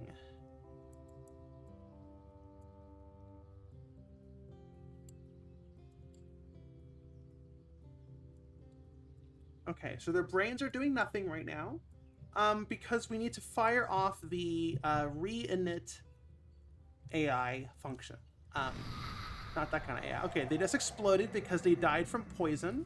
So we need to make them immune to poison. We'll do it later, though.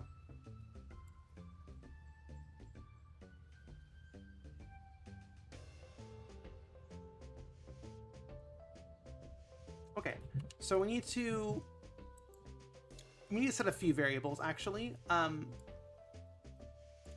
So when they are initially spawned, we need to set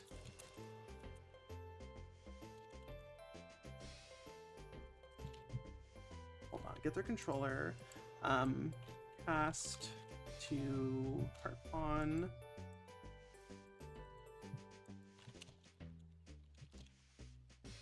Manually set nav pathfinding point to true. Okay, and then when they're spawned, we need to re-init.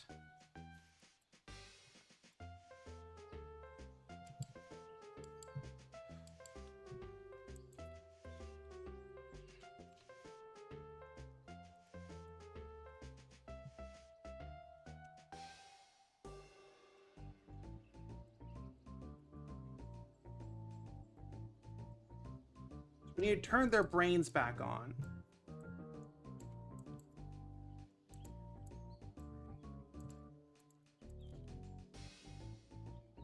All right, let's see what happens now. We also, yeah, we need to make them immune to poison.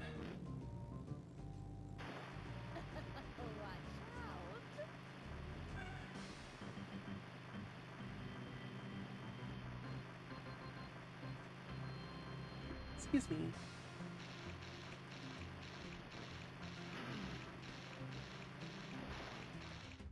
Okay, so they're still doing nothing.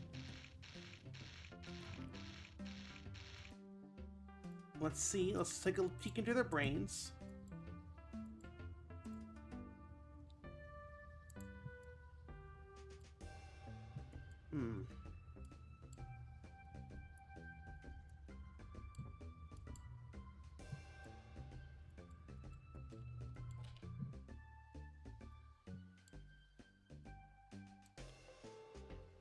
Okay, we're gonna put a breakpoint so we can look at the code while it's executing.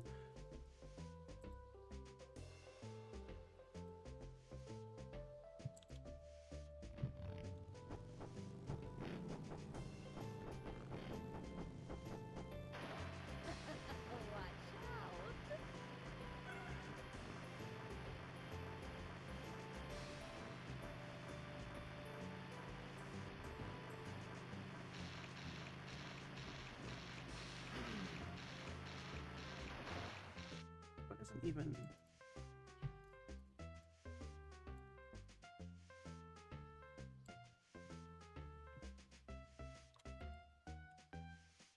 why is our code not executing?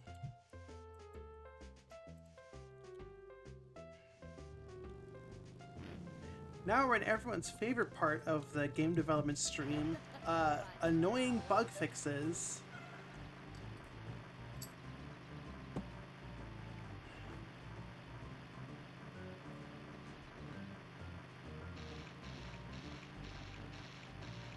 Okay.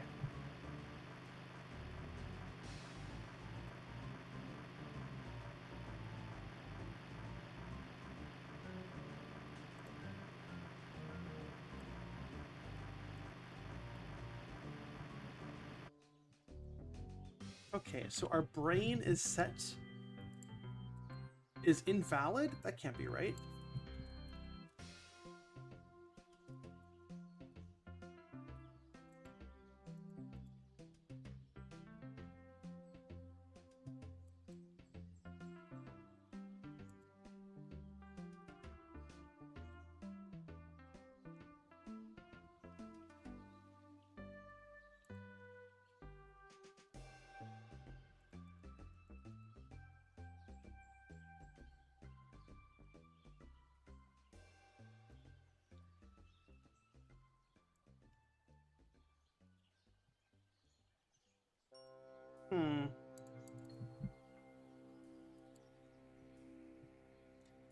excuse me. So their brain is not just turned off. Their brain has been removed.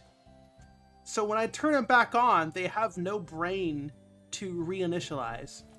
They have been lobotomized. So these are lobotomized NPCs. So we can't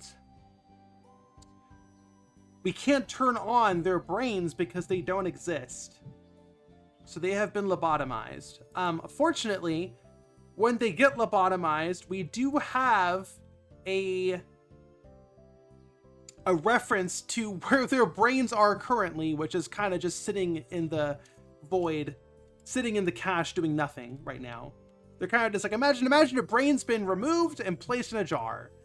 And now, instead of a brain in their head, there is a little like piece of paper that says, hey, my brain's in that jar over there. So we need to get that reference. Disabled AI ref. And then we're going to grab that brain and put it back into their head, right?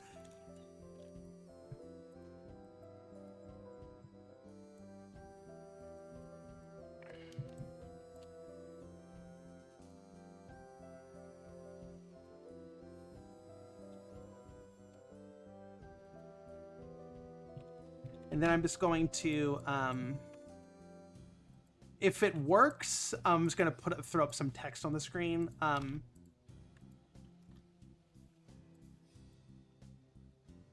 Okay. Estamia says, this Frankenstein adaptation is like nothing I've ever seen. Gray matter? What are you talking about? Brains are cute in pink. Midman, hello.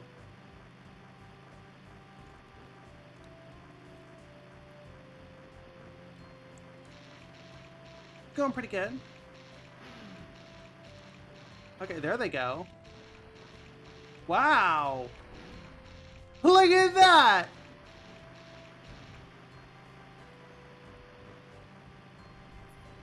Where you going, bro?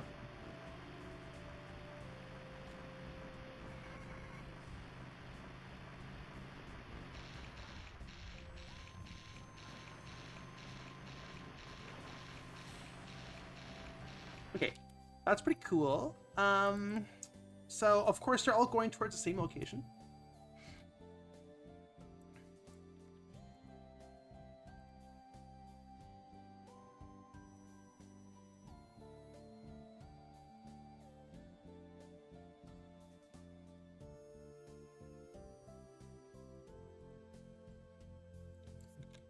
So, let's just say that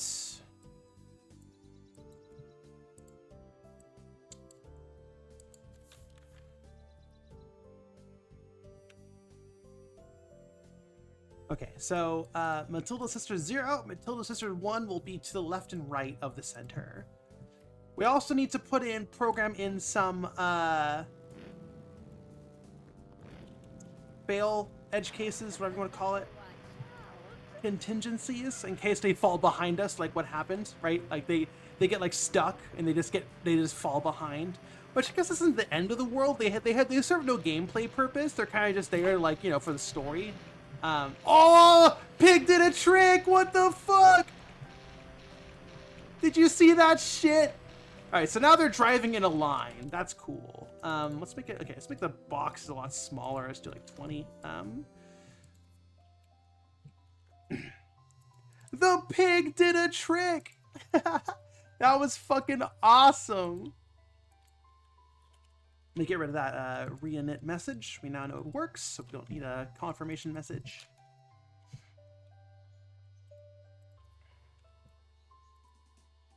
Yeah, so like these enemies here are that spawn. They serve no gameplay purpose, but they are like they stop you. Like the cutscene that plays after this is they like stop you, and then you know you have a conversation and the story progresses, right?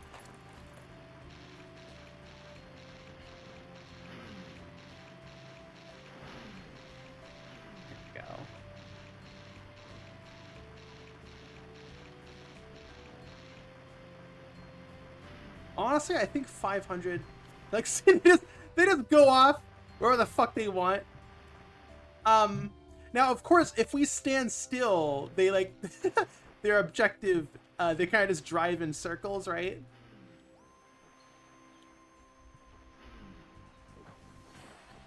Which I guess isn't the end of the world.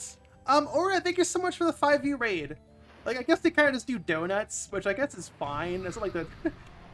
it's not the end of the world. Alright, we need to make let's make them immune to poison. Yeah, they kind of just do donuts in front of you, which that's in character for the Matilda sisters, right? They're like, you know, the Matilda sisters like toy with their food, air quotes.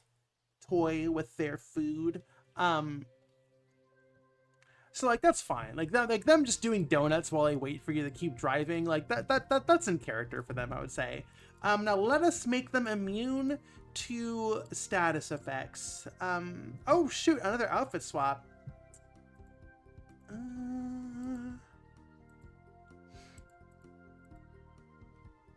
Okay, let's do Nunlith. Nunlith 1.0.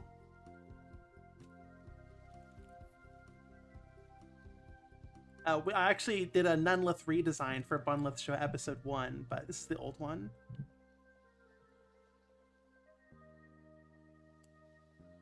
But okie dokie. So we need to make them immune to poison.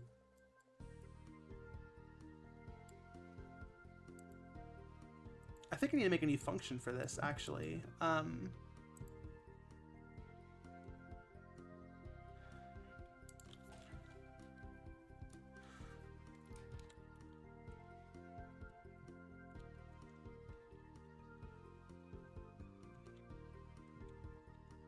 SE immunity. All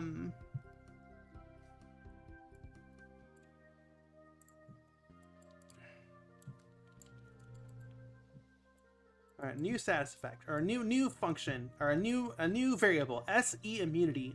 If false, do not ever grant or modify a status effect.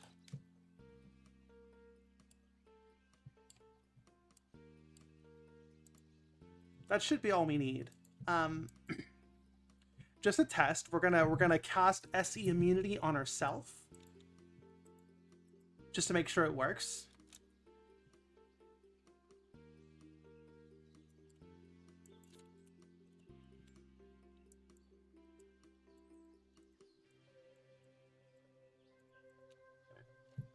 Excuse me.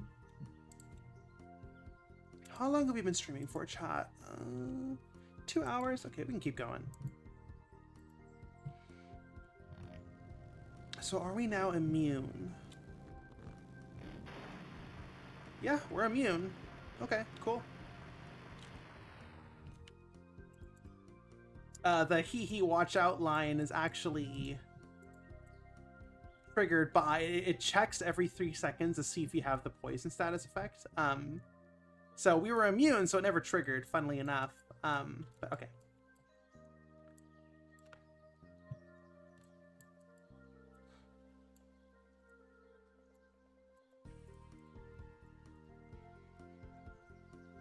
So in the cutscene, like the Matilda sisters like stop you, right?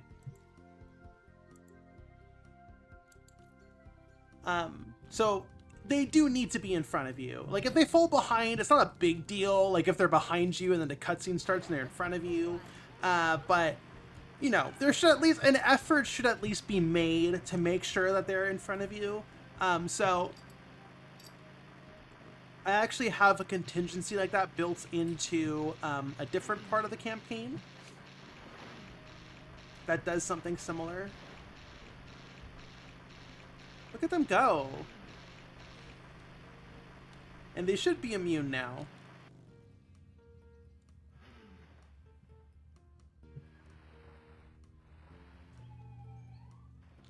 Yeah, they kind of just do donuts. I'm okay with that. But yeah, but see, now they're behind me.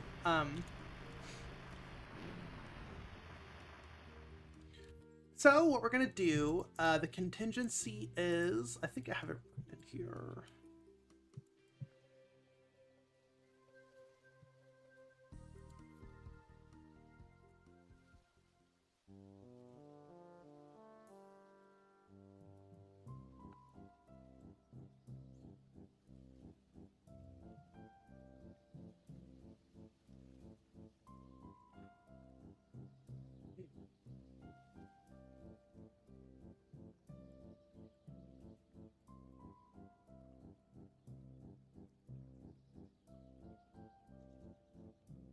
Okay, we don't have to copy and paste it. I remember enough. So basically, we're gonna check their location. Their objective is to be 500 units in front of you. If they are less than, I don't know, 50 units in front of you, what we do is just give them a boost. Like, we force their location to be facing forward, and then Trash Lotus, thank you so much for the resub. And then we give them a big boost. Like, it's like a free boost. So like when you see, like, they'll be driving towards you, like for some reason they turn around for whatever reason, and then they'll just like turn around in a single frame and launch forward. A little weird. Do I care? Is that gonna break someone's immersion? It's a fucking meme game, kart racer for the PS1. You know, pretending that it's for the PS1. I don't really care. So, I'm gonna go ahead and do that. So, every check, we're going to get, every frame, we're gonna get their location.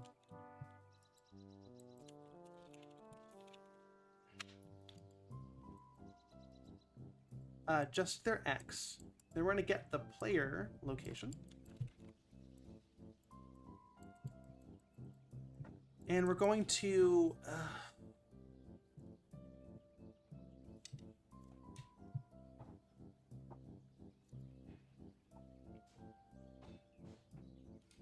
We're going to make... Vector? Yes. Then we're going to subtract. And then get...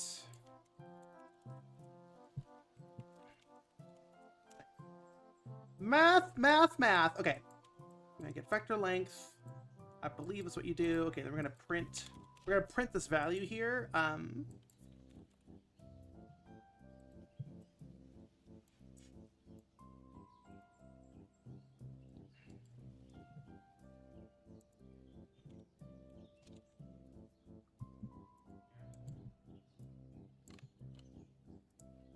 Okay, so we print which Matilda sister it is, 0, 1, or 2. And then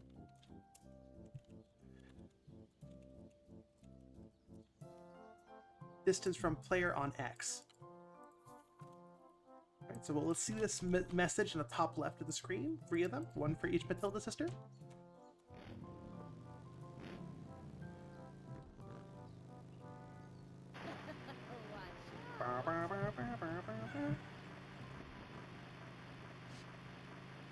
Excuse me.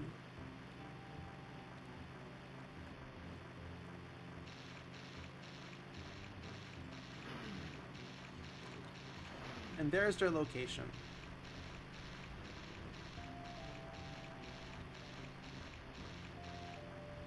This won't work. I don't think this will work, chat.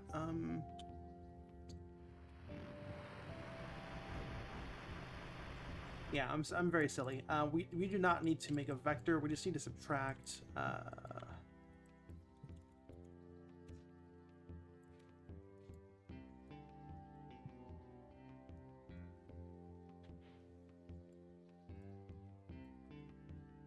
Is that correct?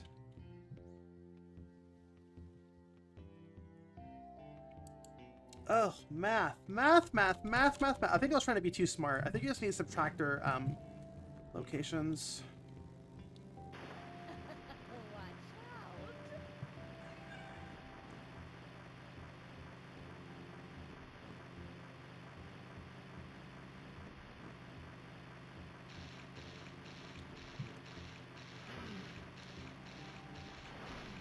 Okay, so you can see their values up there. It might be a bit too small on the stream.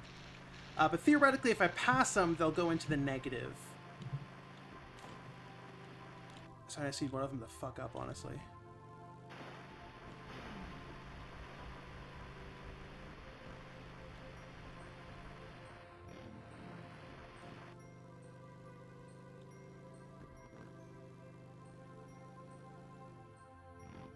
Come on, come back, babies. Come back, my children. Right, so now their values are in the negative.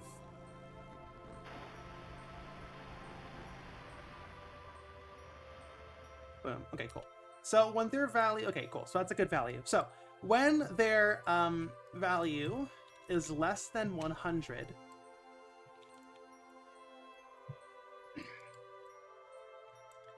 we're going to impulse them. What the fuck is this song?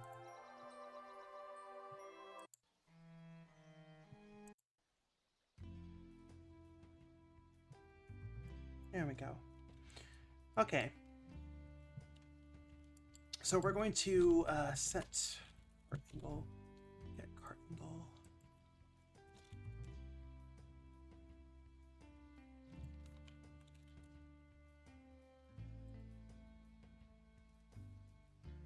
Kart tracker. God, these names are so bad.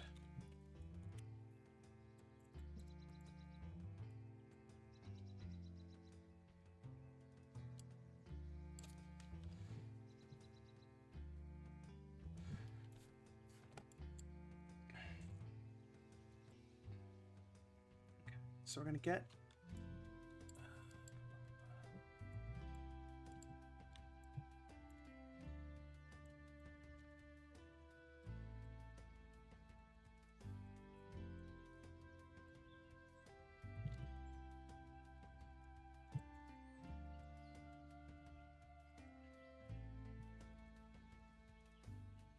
Kart tracker. We're gonna set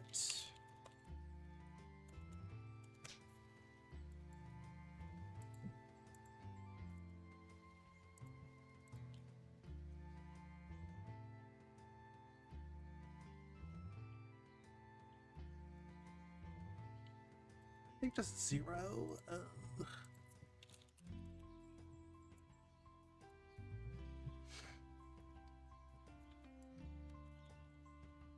Back on Earth says, how many times have you been able to do Nightmare Kart 4 player? Me? I did it a shitload when we were testing. But I've only done it a couple times, like casually, I guess.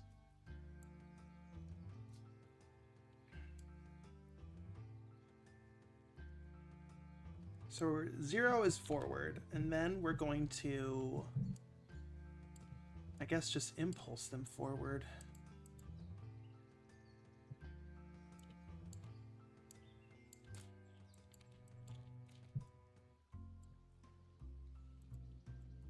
Right, so basically when they start to fall behind, we're going to launch them forward.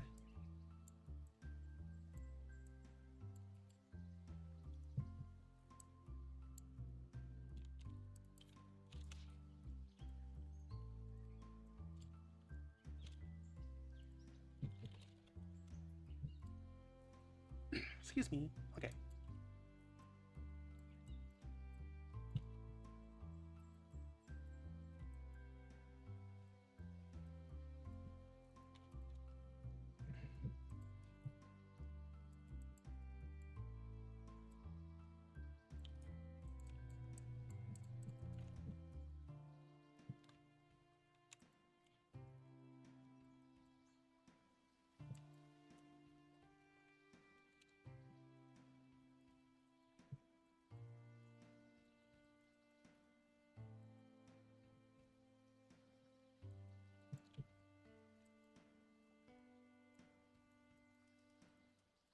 All right, let's try this. Watch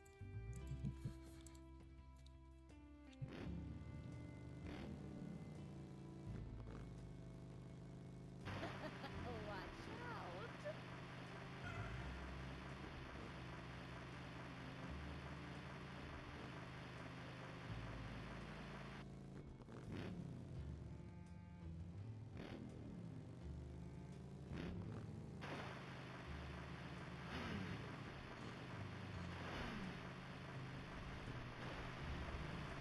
That work? Doesn't look like it's working.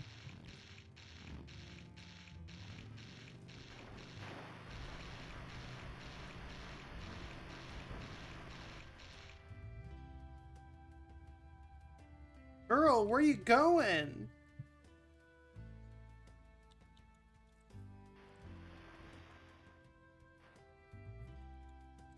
I think I have it plugged in backwards.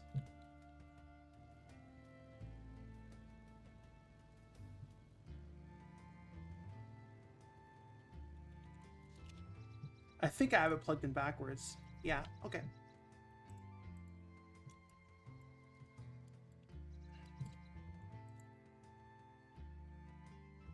She's had enough. She's like, fuck this, I'm out of here. She's like, fuck this, I'm out of here. I think I had it backwards. So like when if you're behind the player, drive backwards instead of forwards. Watch out.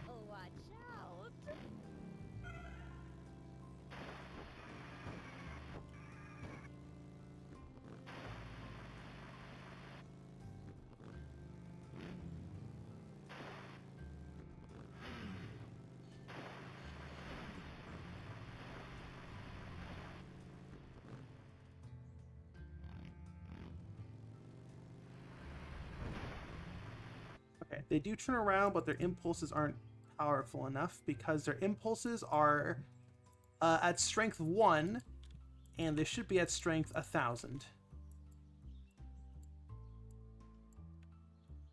All right, let's try that again.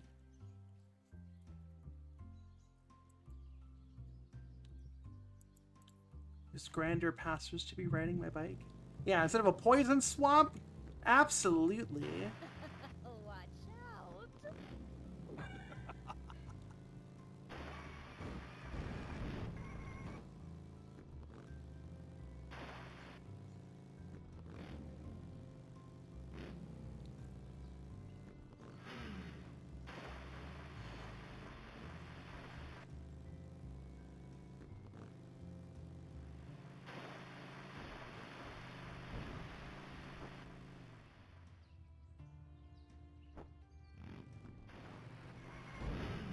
You see how they launched forward?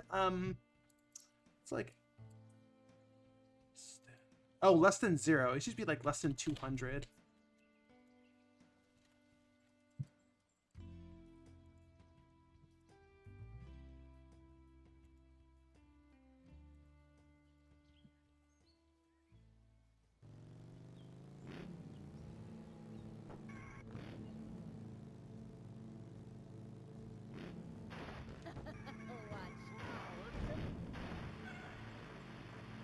What made by the coattail flip is very flap is very aesthetic. Oh, thank you.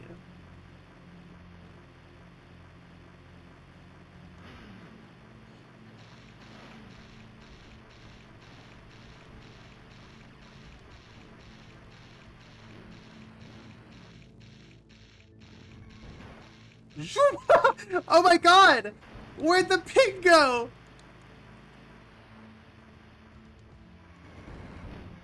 That was very funny. Why did the pig fly off like that? That is so funny. It's because it's firing off every frame, isn't it? Yeah, okay. That should be fine. Bye-bye, pig!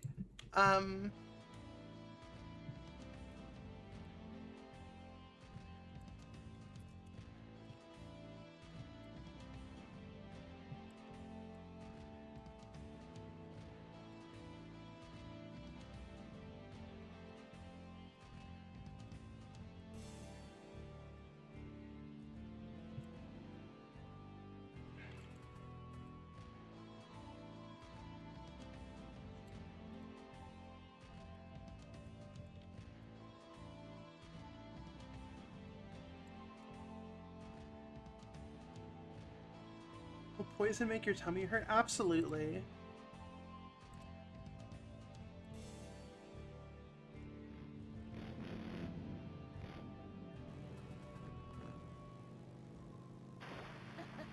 Watch out.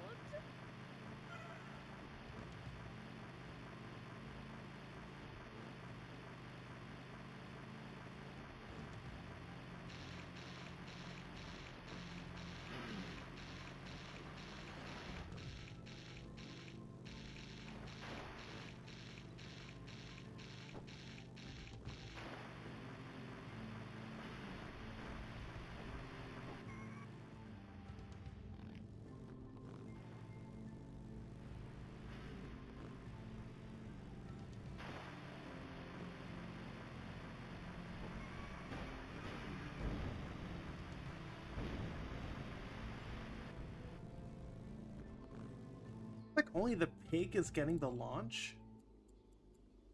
Does any other pig get the launch? They are, the pig is doing a great job staying in front of me, but why is no one else?